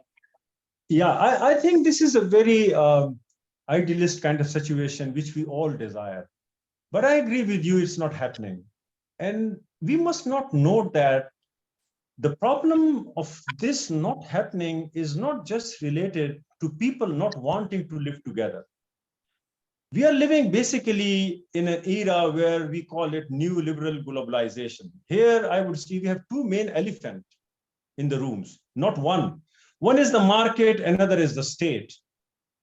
And we should not ignore the influence of the nation state, and particularly the post-colonial state, which is always looking towards its marginalized peripheral people or communities as a resource.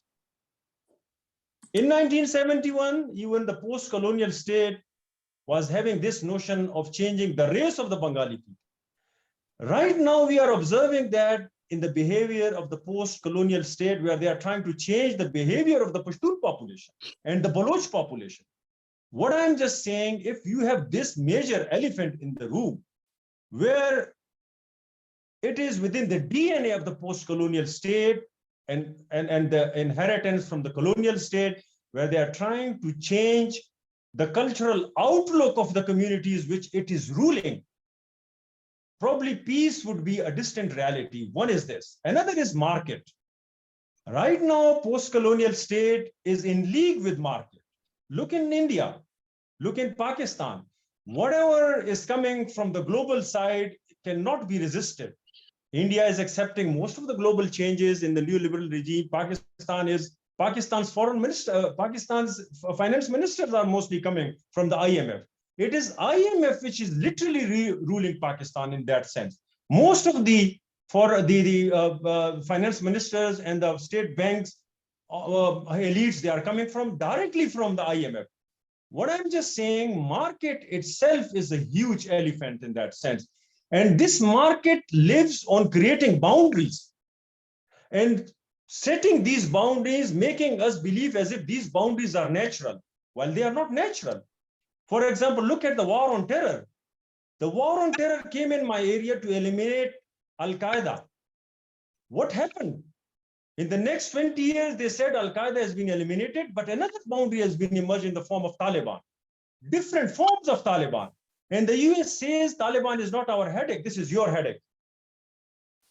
Now, in the presence of these two elephants, peace would be a distant reality unless and until we understand what is happening to us.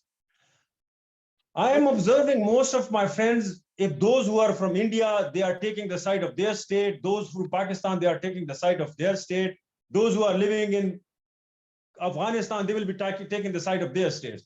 Mostly those civilians, those people who can bring alternative imageries, who can bring alternative forms of understanding about the state and market. If we are not creating this unified imagery, the way my friend was discussing, we have this desire, but unless and until we have this consciousness of the presence of these two elephants, these two systems, which is ruling this world, probably this is just a desire, a utopian desire, which usually changes into dystopian because it's not happening. It's not taking place. And that's why you may be having this desire living in Toronto, but you cannot understand this desire or implement this desire sitting here in Peshawar, which is just 40 kilometers from Afghanistan border where war is going on. Thank you so much. So there are 3 more people and then we will end the question and answer session. Nazir Ahmed Saab. My question to this distinguished forum relates to economic centration. It was said previously that there are 2 elephants in the room. Really, there's only one. Any generalization tends to be exactly what it is, but a thesis can be made that the inexorable march of global civilization since the Napoleonic Wars has been economic centration in a paradigm of accelerating technological transformation. This economic centration is like a black hole. It tends to suck in politics, sociology, religion, defense, and philosophy. So in the presence of this inexorable force, everything else tends to gravitate towards it. My question to the forum is, are we doomed towards a movement towards a singularity, wherein either a dictatorship or at most an oligarchy is going to rule the world? Or do you see the evolution of alternate systems, either structural or political, that would take its place? Because all the questions that have come up in this forum the last hour or so can be explained in a paradigm of economic centration. Thank you. So, Irfan Saab, please be brief. And there are 2 more questions lined up. Yeah, I think that I also agree with you. There is one elephant, but I was just trying to complicate the scenario. You cannot ignore the nation state and its role, and particularly the post-colonial state and its role in relation with market, free market economy. I think that I still have a lot of, as a Marxist, I live on hope. And living on the bordering areas, which is a liminal space, I still have some hope, if not a whole lot. And literally, when I'm leaving every day for my university, I have this hope in me, and I can see what I am translating this hope into my students. The same way, when I participate in all those protests and I see people full of energy, full of exuberance, and full of this hope, it adds to my hope. What I'm just trying to say, this financial centralization is an idea of the free market economy. This is what they want to make this world all about. No boundary, all free trade. But the issue is that all those challenges which is emerging, I don't think it would be that easily possible. Earlier, Dr. Asim Sajjad was asking about the middle class. I don't take it. It was a proverbial middle class. It's not the way, because middle class itself is eroding. Earlier, there was a hype of a middle class about India, about Pakistan, about other areas. But believe you me, this is a very hazy area. And Dr. Asim Sajjad very well said, it's a gray area. So this gray area itself is a sign of hope, is a sign of, is a horizon, is a sign where our hegemonies, our own hegemonies, where we can connect with each other, can bring some hope to us. But the first element is that we should have some hope within our DNA in order to bring change outside. I'm telling you that those who are trying to centralize this world to the benefit of this 1% or half person or whatever, those few people who are sitting at the top, I think they would be on the back front soon, because things are not going the way as it is. It's a very dystopian kind of thing, image emerging. And all those resistance in countries like Pakistan, even the destabilization of Afghanistan, you see the militants, if you ask them, they themselves say, we are working for change. The world is not working this way. I am here, a progressive person. I'm also working for change. Believe you me, when we sit with the militants, most of their ideas collaborate with mine. Literally, I've been doing journalism for 20 years here, sitting with all those people who are killed in our drones. Sometimes you see as if what they say, you are also saying the same thing. It's the way they are, like they are taking different paths, which is retrogressive and progressive. This is another area. What I'm just saying, we all are ready for change. And as long as we are ready for change, centralization is not going to happen. Thank you so much. And there are 2 more people, and one is Srikant Saab, and then after that, first one is Satyanath Chaudhary Saab, and second one is Srikant. Satyanath Saab, please be brief. There are only a few minutes left. Hello. Yeah, I have posted my questions on the. Yes. Shall I read it right now? Yeah, go ahead, please. Your mention of the word hegemony evoked in my mind the strong desire of the upper caste communities in India to continue their hegemony. and their fear of losing the hegemony on account of the quota system, or which is called reservation system also.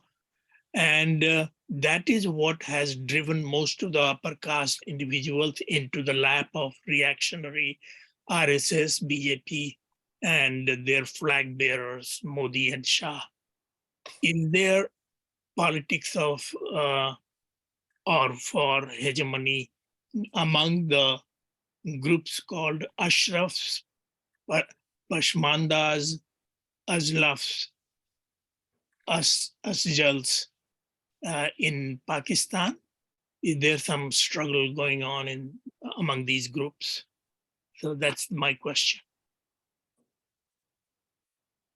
Thank you. That's my first question. Irfan Saab, again, sorry, you have to tackle this question as well. Yeah, I hope I have listened you correctly, because by technical, there were some technical issues. I couldn't hear you properly, but I will try to. I just heard part of it. I think this struggle for hegemony is everywhere. It's not just in India or Pakistan. It's all over the world. This struggle is going on. In Pakistan, of course, all this instability right now is because of this struggle for hegemony. You look into the military. I think in the last 3-4 years, it has exposed itself to such an extent where even on television, people like take the names of the ISI chief and like blaming them for different kind of thing, or like naming the military chiefs and blaming them for different. It was beyond our imagination 3-4 years ago. We couldn't take the name of these people earlier. So does it mean that their hegemony got weakened? Of course, in some ways, because there is resistance from different fronts. The way state is monopolizing politics, when I say state, this military state, the way this state is expanding its influence into the uncharted spaces, like, for example, FATA, before 2005, military state was not there. There was a political agent system. So military was not there, but now military has reached to the bordering areas, fencing all these borders. So what I'm just saying, on the one side, while this struggle for hegemony to occupy uncharted areas and also get hold of or control people in time, this is getting weakening because the state is overexpanding itself. On the other side, there are alternative hegemonies, like the politicians. They might be weak, but they are resisting. On the other hand, our people, look at what is happening in Balochistan. They are weak people, like marginalized people. They might not be having one-time square meal, yet they are fighting against a very strong state, against a very strong military. Look at all these Pashtuns. They are caught between the militants on the one side and the state on the other. Yet from Waziristan to Swat, they are standing up against the state, and they are saying, we don't want militarization, securitization of our regions. So what I'm just saying, this struggle for hegemony is all the time there. Sometimes it is very coercive. Sometimes it is like in a peaceful way. But of course, in countries like Pakistan, in post-colonial states, this is very coercive because of the strong influence of the state. In Pakistan, it is the military state. All right. So the last. Thank you. Are there social? Are there social? Please, No, please, thank you, Satyanath, Satyanath Saab. please. Thank you. We are almost close to 1 o'clock. Give- So last give- person is Shrikant Saab. We appreciate Satyanath Saab, but sometimes the time is the limit. Hi, Shrikant Saab. thank you for taking my question. I think some of the parts of the question have been answered, but I just wanted to ask the question one more time. Do you think that this reversal to socio-religious idealism in South Asia multiple times is a major reason for 2 steps backwards and 1 step forwards trajectory of political and financial progress, or lack thereof? Looks like that when you align the socio-religious idealism, particularly with the state apparatus, it's very difficult to get out of it, and every aspect of our society suffers. Education, trade, social interaction, all of those things. Any question, any comments? I mean, thank you. Irfan Yeah, Saab. I think your question is very interesting and relevant, particularly to India and Pakistan, where the socio-religious solidarities, we know that they are not delivering. Had this socio-religious solidarities delivering, Pakistan would not have collapsed in 1971. This Baloch insurgency would not have been here. Pashtuns would not have been asking the state to because the state is establishing its hegemony on the basis of the socio-religious domination, the socio-religious narrative, do qaumi nazriya, and now we are Muslims, Pakistan, like Islam first, and then these kind of narratives are being there, but they are not delivering in that sense. And this is right now the very interesting problem with Afghan Taliban. Their socio-religious narratives are not selling out to the people. Now when they are not selling out, they can't sell these religious narrative to the people. What they are doing, look, they are not trying to lay down their arms, and unless and until they are not ready to lay down arms, politics are not coming. State is still in disarray. So this is the major issue with this region, and I hope you better understand in what is happening in Modi's India. I'm not an expert on that, but I have very common view, which is not different than your views. There also, this socio-religious solidarities, they are not delivering in that sense because they are radical. This is a radical understanding of the culture. Culture is very vast. Look at Indian culture. India is not a socio-religious solidarity or ideology. India itself is a cultural. Very name India itself is a cultural nomenclature. So what I'm just trying to convey, religion can give you certain principles, but religion cannot give you, cannot make your life. It's the culture in which you have to live. We have to open ourselves to other experiences. We have to open ourselves to other people. Culture is just a text in that sense. It can help to rebuild our life in certain ways, but it's not a complete code of life. So this is just my take on this. Thank you, Irfan Saab. So good. So and Razi Bhai, back to you. Just a quick comment. What about the last question on the chat? Satyanath जी, आप discussion बहुत लंबा हो जाता है. आपके questions 3 हो चुके हैं, बड़े लंबे थे. तो देखिए, सज्जाद साहब ने आपके क्वेश्चन को एड्रेस किया था, फिर आपने second, and we prefer that everyone ask at least one question. So, but I appreciate that you take interest, but our time limits is always time is limited. So, thank you. My only comment is that we hear a lot of the issues our societies are facing, but we seldom see any concrete, which I think you wanted to know also, because you work in there, you always propose the concrete action plan. So somehow that is always missing. And we talk about a lot of horizons and that. So that's simply my comment. Okay, back to you. No, very true. So Irfan Saab, since Asim Saab just wrote to me that he tried a couple of times and couldn't join, he's also actually traveling. So he was joining from some remote area. So anyway, he's not here, Ali is not here. So the last question is like me and Rafat asking you, don't take things always in the border region. The mainstream society of Pakistan lives mostly quite away from Peshawar and Waziristan area, the bulk of population where things are happening. And the bulk in India also, most of them are in the plains. So why all the ideas in a theoretical way flow, just circulating, but not any concrete prescription, A, B, C, that we should have this as a step 1, step 2, step 3 to change this ongoing culture or change this ongoing situation in Pakistan. In India, things were okay, but obviously Modi's India is changing. But there too, there is no concrete steps that even Modi and his team is giving to India.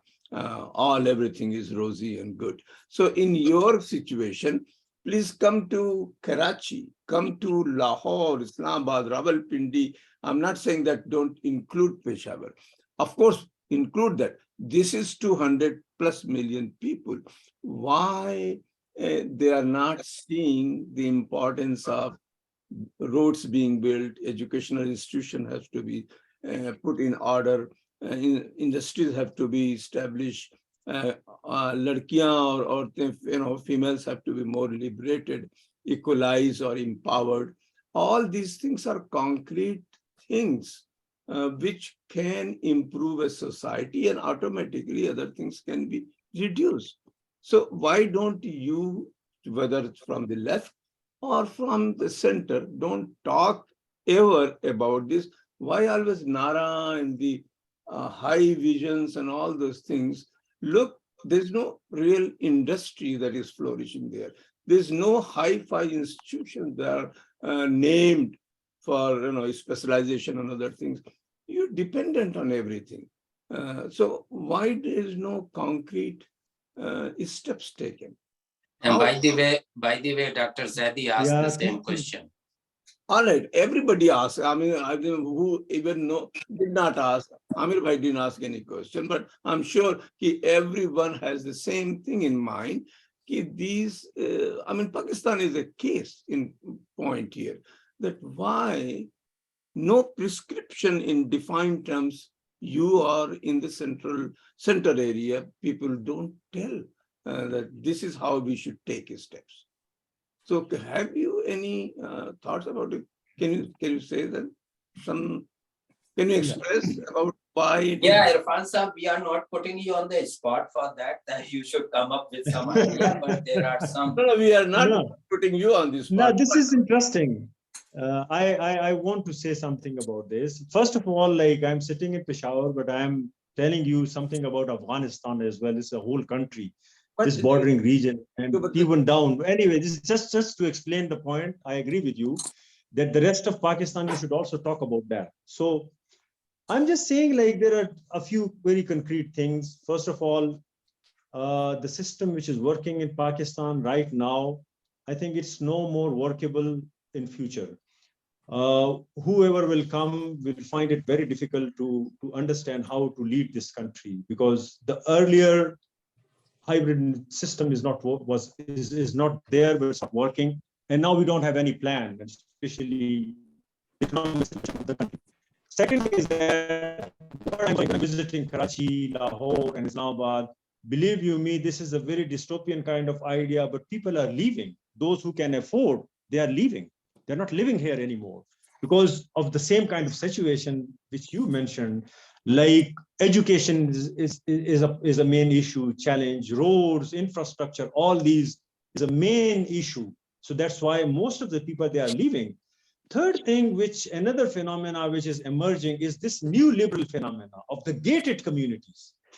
Those who can afford, they are living in huge DHAs, Defense Housing Society, Bahria towns. So these towns, right now, the real estate is the major business in the country, the major, and it is the military which is leading the real estate business right now. So what I'm just saying, this bubble is being created. These gated communities is emerging, and that is another horrible scenario, which is a major challenge. The other day, I visited one of a very posh university in Lahore, and believe you me, I studied in America. I've been to many other universities in Germany. The kind of environment which I saw there was very different than even what I have observed in America. Not in a bad sense, what I'm just saying. At elite university, students were there late evening. It seems as if their houses, their homes are encouraging them to stay on the campus enjoy their life with their colleagues, with their friends. The issue is different- not, the issue is not again those things which we know that there is a disproportionate growth in the country. Obviously, all such countries have very posh area, very powerful people and all those things. Who is supposed to give these ideas and put into people's mind to press the authorities and implement it? Why it is always the responsibility is thrown on that same military and corrupt other politician? Why things change in other countries? Why it is not changing in that country where things are missing, concrete things, such as 30 million population of Karachi. I was shocked to know that it doesn't have a metro system. It doesn't have a metro system. Why a 30 million population will not have it is a concrete thing to think about, rather than think about imaginary thing. Why it doesn't have? In India, Lucknow, with only 5 million population and a very well-known, of course, place, has a metro running. It's not that I'm comparing with India. I mean, India has all its fault lines. But what I'm saying is, why Karachi, the financial hub and the biggest place in Pakistan, doesn't have? Why Lahore doesn't have a metro? Even the free or the subsidized road system. Everybody is on a outdated tractor type bus. They just go and they pay, and you can say, why we are not thinking about those terms? Yeah, I I think would a bit disagree. No, I'm responding to it. I'm responding to it. I think I would a bit disagree, because even in Peshawar there is a whole like system, bus system, which is working. We call it BRT. If you come over there, I have been living in Toronto, in Canada, in America. I think in America, I haven't seen this kind of good system, the bus system, which is there in Peshawar. In Canada, I've seen it there. Obviously, they have that. Same is the orange train system in Lahore. It's working. If you go there to Lahore, you'll find a huge flyovers there. And the same is there. Even in Karachi, this electric system, the other day I was watching a report. They also have started this huge electric vehicles where they'll be flying. But I agree with you, it's not happening the way as it should. Pardon? Yeah. Amir Bhai, unmute. Maybe I will say something here. Amir Bhai, unmute. Yes. I think the problem is, Irfan Saab, that it is beyond these relevant and important these things are, than not absence of metro in Karachi and other things. I think the problem Pakistan had and had been undergoing, which some of you have pointed out, is the lack of identity. I mean, you are focusing on Pashtun and Balochistan, and if I am to believe that, it is a dystopian, as you remember, Mark Joseph, situation. It portends the integration of the country. It's not going to survive. The focus is on Pashtun and Balochi and Punjabi, which unfortunately is, and Sindhi and Mahajir, all that. In spite of all these 75 years, Pakistan has not come up with a uniting ideology. As you can see, Bangladesh separated. When I used to live in Pakistan, we used to call it Bhuke Bengali. Now, they are not Bhuke anymore. Pakistan is in a worse situation than Bangladesh. The Pakistan situation is the emphasis is again on all these regional things, provincial identities, and one philosophy they had, religion, which is never succeeded in uniting people all through the history, any country. And Pakistan has not come up with a different philosophy or ideology in the 75 years. And they go on hoping that religion will unite. It is not, because even if you think of the religion, there are murders and there are atrocities in the name of religion. The Ahmadis, the Shia, the Christians, and all kind of, even the Sunnis, there are different fractions, and it just doesn't unite. Now, the army, which you are emphasizing on, I think I am not a supporter of army, but I think at the moment, this is the only uniting force which is keeping Pakistan together, at least temporarily. We didn't need huge big army as it was nourished, all the Ziaul Haq and other people because of the danger from India and Afghanistan, whatever. Firstly, we didn't need this much army, but at the moment, the situation, the way it is, some people support army and some people get like Imran Khan, supporter of the army. Now he's very much against the army. So army has become also a sort of political toy, I mean, which people are using it for and against. And if this disintegrates, I think there will be a big problem for Pakistan because all these differences, the only thing uniting the country at the moment is temporarily is the army. Even then, you No. listen. I want to say something. I want to say something. This is very interesting and a very important question, or comments as well. What I'm just saying, at the same time, we have multiple identities. I cannot deny my cultural identity, which is Pashtun, and most of it is coming out, but it doesn't mean that I'm denying or I am objecting to other identities. I'm a Pakistani. At the same time, I am a human. From that perspective, I have Insaniyat as my ideology as well. I have multiple ideologies, multiple identities, which I'm asserting all the time while carrying myself anywhere. And believe you me, I abide by them, I respect them. And that's why I am a lawful citizen. My critique is against my state is not for the reason that the state has done some personal harm to me. It is how to make the state a better state, because this is my duty as a scholar as well, as academic as well. I'm writing for newspapers as well of that. So what I'm just saying, when I say as a Pashtun, the problem emerged here. Why I'm saying this? Why a Baloch say that he is Baloch? Simply because this is the only identity left with me which I can fall back on, which is still protecting me. My identity as Pakistani is not protecting me the way I want to keep my cultural identity also in the same sphere, public sphere. For example, if the military is ruling in an area, military expect me to call myself Pakistani, but not nationalist Pashtun, but I am both. One identity is not against the other. Pitching one identity against the other itself is war on these identities. These identities have never been against Pakistan. Look what the Bangladeshis were wanting from Pakistan before separation. They just wanted a just system, a language of their own, a culture of their own, and they were ready to live within the framework of Pakistan.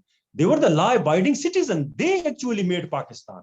But what we did, what happened to them, was really a tragedy. Same is the case with Baloch. See, fifth insurgency is ongoing there. Since 1955, the state is trying to eliminate this entire cultural identity.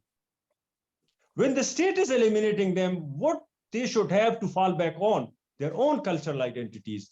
When we are asserting our cultural identities, believe you me, we are never against the state. We want this state to be united. I don't want to live with Afghanistan. I want to live in Pakistan. I want to contribute to a peaceful Pakistan. But I also believe that a peaceful Pakistan, military cannot establish a peaceful Pakistan. We need military as a military institution. We don't need military as politicians or these generals as politicians. When military becomes politicized, it is the destruction of two institutions, not just military, I but agree politics on that. as well. I certainly agree on no military anywhere in the planet should participate in anything except what is their role for protecting the country. Not politicization, not administration, not in the civilian affairs. But in the first place, Razi, Pakistan has this curse of military because all these animosities and the fighting between neighboring countries, Pakistan always had this, that India is going to take over. And in Afghanistan, the Durand line is not going to be respected. And Iran also currently is not a good relation. If Pakistan has a policy of amity and peace with all the neighbors, which 75 years has not changed, there will be no need for military. But the reason वो तो हर जगह रहता है आमिर भाई, हर neighbouring country जो है ज्यादातर बहुत नहीं एक दूसरे से एमिनिटी में रहते हैं, तो वो तो इसका मतलब थोड़ी कि आप मिलिट्री के through Bangladesh doesn't have that need for a big army because they're not fighting with anybody. Not India, not Nepal. यही तो टर्की ने किया था कि वो hold on. Officially, the meeting is over. Yeah, it's over. And Irfan Saab, thank you so much. If you want to leave, because I know you have been here for more than 2 hours and 15 minutes. But those who want to continue the discussion, they are welcome to participate, and nobody is obligated to stay with us. Thank you so much, everybody. Thank you very much. तो रजी आपका मैं Now, एक Saeed आपका bhai, go Karachi ahead. What you want रजी to- हाँ, पहले मैं इरफान साहब को कह दें कि खुदा हाफिज कह दें, वो नहीं बेचारे इरफान बहुत साहब देर हो गई है और इरफान वो साहब वैसे भी बहुत मजा आया आपके साथ बात करके, मजा आया, बहुत मजा आया। Thank you thank you very much रजी साहब।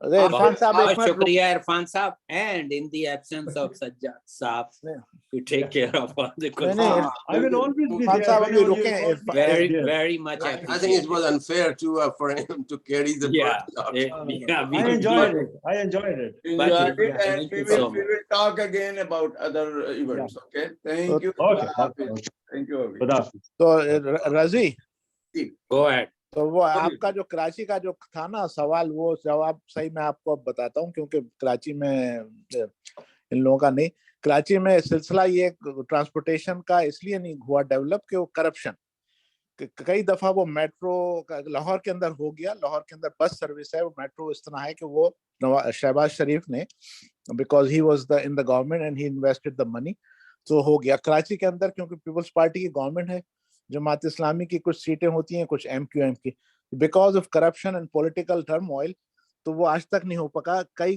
कंपनीज और मुल्कों ने भी, चाइना ने कोशिश की, लेकिन वो सब इतना बड़े अंडरकट मांगते हैं, क्योंकि इनके हमारी वाइफ के जो भाई थे वो उसमें इन्वॉल्व थे, ही वाज इंजीनियर। तो उन्होंने मुझको काफी अर्से पहले बताया कि ऑलमोस्ट इंफ्रास्ट्रक्चर बन गया है प्लान, वो इसलिए नहीं हो पा रहा कि जो बड़े फनकार है वो बहुत ज्यादा अमाउंट मांग रहे हैं, और कई कई साल का वो, तो उस वजह से है। That was the problem. Corruption हर जगह होता, हम लोग यहाँ नहीं, but you don't understand the corruption. Sometimes it's a lot more than you and I can think of.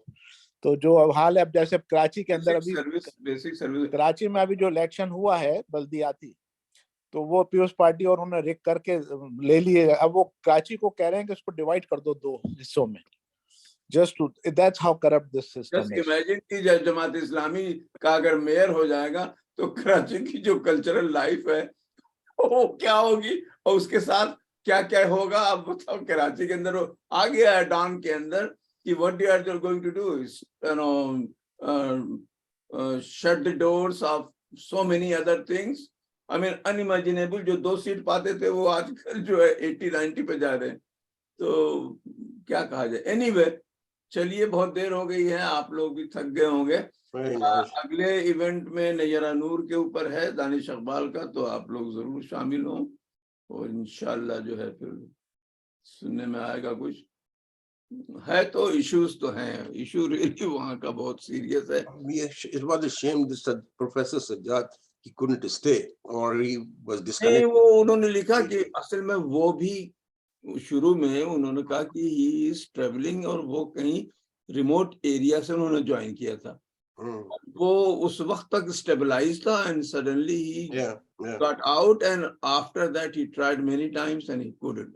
उनका ये था कि I mean he was very erudite talk, I mean, but it was elitist, which was seemed to be divorced. अब अपनी किताब पे मैंने वो किताब नहीं देखी, therefore I am disadvantaged, लेकिन उनका जो talk थी वो focused on that. It was a global cosmic, specific उसमें नहीं थी। I mean उनसे पता नहीं कि जो सवालात हो रहे थे, how much he could have addressed them. Aamir भाई, लेफ्ट जो है, लेफ्ट का जो इशू इन एशिया है, rather than unlike in France और some Italy, जहाँ पे वो गवर्निंग में और बहुत अच्छी तरह गवर्न कर भी ले रहे हैं, वो रियली लेफ्ट को ट्रांसलेटेबल टर्म में ले आए थे वेस्ट में। यहाँ हम लोग क्या, आप देखिए इंडिया का भी देख लीजिए, कम्युनिस्ट जो हैं, they are still considered very elitist. The same left in Asia, like Indian subcontinent, is very elitist. They seem to be marching on the road, लेकिन उनकी थिंकिंग जो है ट्रांसलेट नहीं होती है आम काम करने में। तो इसलिए जो सज्जाद साहब ने बातें बताई, अब वो पाकिस्तान की रियलिटी में फिट नहीं होती हैं बहुत। हालांकि लेफ्ट का डिफिनीशन ये होना चाहिए कि जो मजदूर हैं, गरीब हैं, भूखे हैं, जो सड़कों पे सो रहे हैं, उनसे वो ट्रांसलेट हो, लेकिन उसमें कोई चीज में उनको इंटरेस्ट नहीं। अब वो जो है मतलब कुछ ऐसी चीजें तो वहां की पब्लिक जाहिर है बहुत साथ नहीं देती है लेफ्ट का। I don't think it can really follow जो philosophy उनकी है. It is so high ground. But he spoke very well in command English language. Yeah, he is a very good scholar. भाई रजी, जो पब्लिक की situation ये हो गई है कि वो ना राइट को देती है सपोर्ट ना लेफ्ट को, वो तो बेसिक नीड्स को मांग रहे हैं कि पानी, बिजली, गैस ये मांग रहे हैं। वो ये नहीं मांग रहे कि आप कितने बड़े आलिम हैं और क्या तकरीर कर रहे हैं। लेकिन वो मांग क्या रहे हैं? वो तो कुछ नहीं मांग रहे, जो उनको नारा लगा के अपनी तरफ कर ले वही चले जाते हैं वो। हाँ, लेकिन वो तो बेसिक नीड्स, बिल्कुल नेसेसिटीज जो है उनको वो समझते हैं कि उनको वो दिला देंगे। रजी भाई, तो आयरनी ये है कि they defend what they are doing. Look at our speaker, they were also saying, oh, we have bus, we have this, we have that. खैर वो तो जो इरफान ने कहा वो समझने से बाहर है। मतलब जाहिर है कि पेशावर तो बैकवर्ड एरिया है, यानी जब कराची में डेवलपमेंट नहीं है तो पेशावर में क्या होगा? नहीं, हाँ, मकसद कुछ डेवलपमेंट कहीं कहीं हुई है, बहुत वो सब ऐसे दिखाने के लिए होता है। I mean, बेसिक डेवलपमेंट जो एजुकेशन है, जब एजुकेशन नहीं हो पाई तो साला बस और ट्रेन का क्या फायदा ना? नहीं, बिल्कुल बात सही है कि भाई देखिए बेसिक जो एमिनिटीज है पब्लिक के लिए, road, transport, medicine, doctor, light, पानी, ये सब ये रजी भाई ये सब एजुकेशन से ही आती हैं। When the people are educated, बिल्कुल आती है, they demand more. क्रिएशन ही नहीं होगी जब एजुकेशन नहीं होगी, there will be no creation. Education में भी है, it has to be the right kind of education. आज तो करिकुलम जो बनाया है खुसूसन इमरान खान की पार्टी ने, it is so narrow, so focused on it. तो वो भी तो मुल्लाओं के अंदर फंसा हुआ है। 30 साल पीछे चला गया। Has to be a secular kind of education which gives you freedom of thought. अब कोई प्रोफेसर या कोई टीचर कोई ऐसी बात कह दे जो कहे some can be misconstrued against the religion, एक मुसीबत पड़ जाए, अरे मुसीबत है कि बिल्कुल उसकी जान खतरे में पड़ जाए, there is no freedom of thought. तो ये education is all very well, but it has to be right kind of education. Develop the mind, open the mind. Amir bhai, these awakenings come from the educated people when you have the know-how and you know that we should accept other faith. Of course, in Pakistan is not the faith issue, but other sects, and everyone is equal. These all issues come from the education. मतलब देखिए वो basic understanding basic problem है कि invest जब आप नहीं करेंगे अपनी सोसाइटी में जो बेसिक चीजों में, तो पीपल विल बी, उनको जहां भी आप हवा में उड़ा दीजिए, कोई भी आकर के उनको दो नारा लगाएगा, वो अनएजुकेटेड है, सोच नहीं सकते, कोई इमेजिनेशन नहीं उनका अपना होता, तो जो उनको ख्वाब दिखाता है उनके पीछे चले जाते हैं इस होप में कि वो ठीक कर देगा। सर, कैन आई कम इन? बोलिए, बिल्कुल बोलिए। Education is the worst enemy of any right-wing regime. For example, in India, for example, in India, a lawyer met me in Jaipur itself, and he said to me that Modi is doing great guns because India was a begging state, and now India is looked at in foreign countries. So my straight question to that gentleman was that how many foreign countries have you ever visited? So he said, no, I just listen through my relatives, this and that. The relationship, India's relationship with US has improved. I asked him that you do not even know that there is no permanent US ambassador to India for the past 2.5 years. What are you talking? So तालीम जो है वो किसी भी कट्टरवादी इंतहा पसंद निजाम के लिए सबसे बड़ा खतरा होती है। तालीम अच्छी खासी होने के बाद ये हाल है इंडिया का जो है, तो उसको वो सबसे पहले खत्म करता है, जिससे वो अपनी रुद्रांशु जो मोदी के फॉलोवर हैं अच्छा खासे तालीम याफ्ता भी है, बहुत ज्यादा है। ये होता क्या है कि आइडेंटिटी और प्राइड ये एक ऐसी चीज है जब यहाँ राइट विंगर्स जो हैं ने यहाँ आप देखिए यूएस में ट्रम्प के जमाने में, या यूरोप के 3-4 कंट्रियों में देखिए, इवन इटली में इस वक्त जो आई हुई है, वो कहते हैं ना कि वो मसलने के बाद सबसे ज्यादा एक्सट्रीम पे यही है। तो जब आप आइडेंटिटी ऑफ प्राइड को करते हैं और बैक में थोड़ी सी हिस्ट्री रहती है, तो उसको मैनिपुलेट करके you can temporarily for few years you can manipulate. Pakistan की ट्रेजेडी ये रही कि continuous population was continuous manipulated one way or the other way, और लंबे लंबे टाइम तक गया तो उनको कभी राहत ही नहीं मिली, सांस लेने का मौका नहीं मिला। लेकिन रजी भाई, the population itself is responsible. तो पॉपुलेशन का भी मसला है ना कि आपस में वो उनको आइडेंटिटी का भी एक मसला है।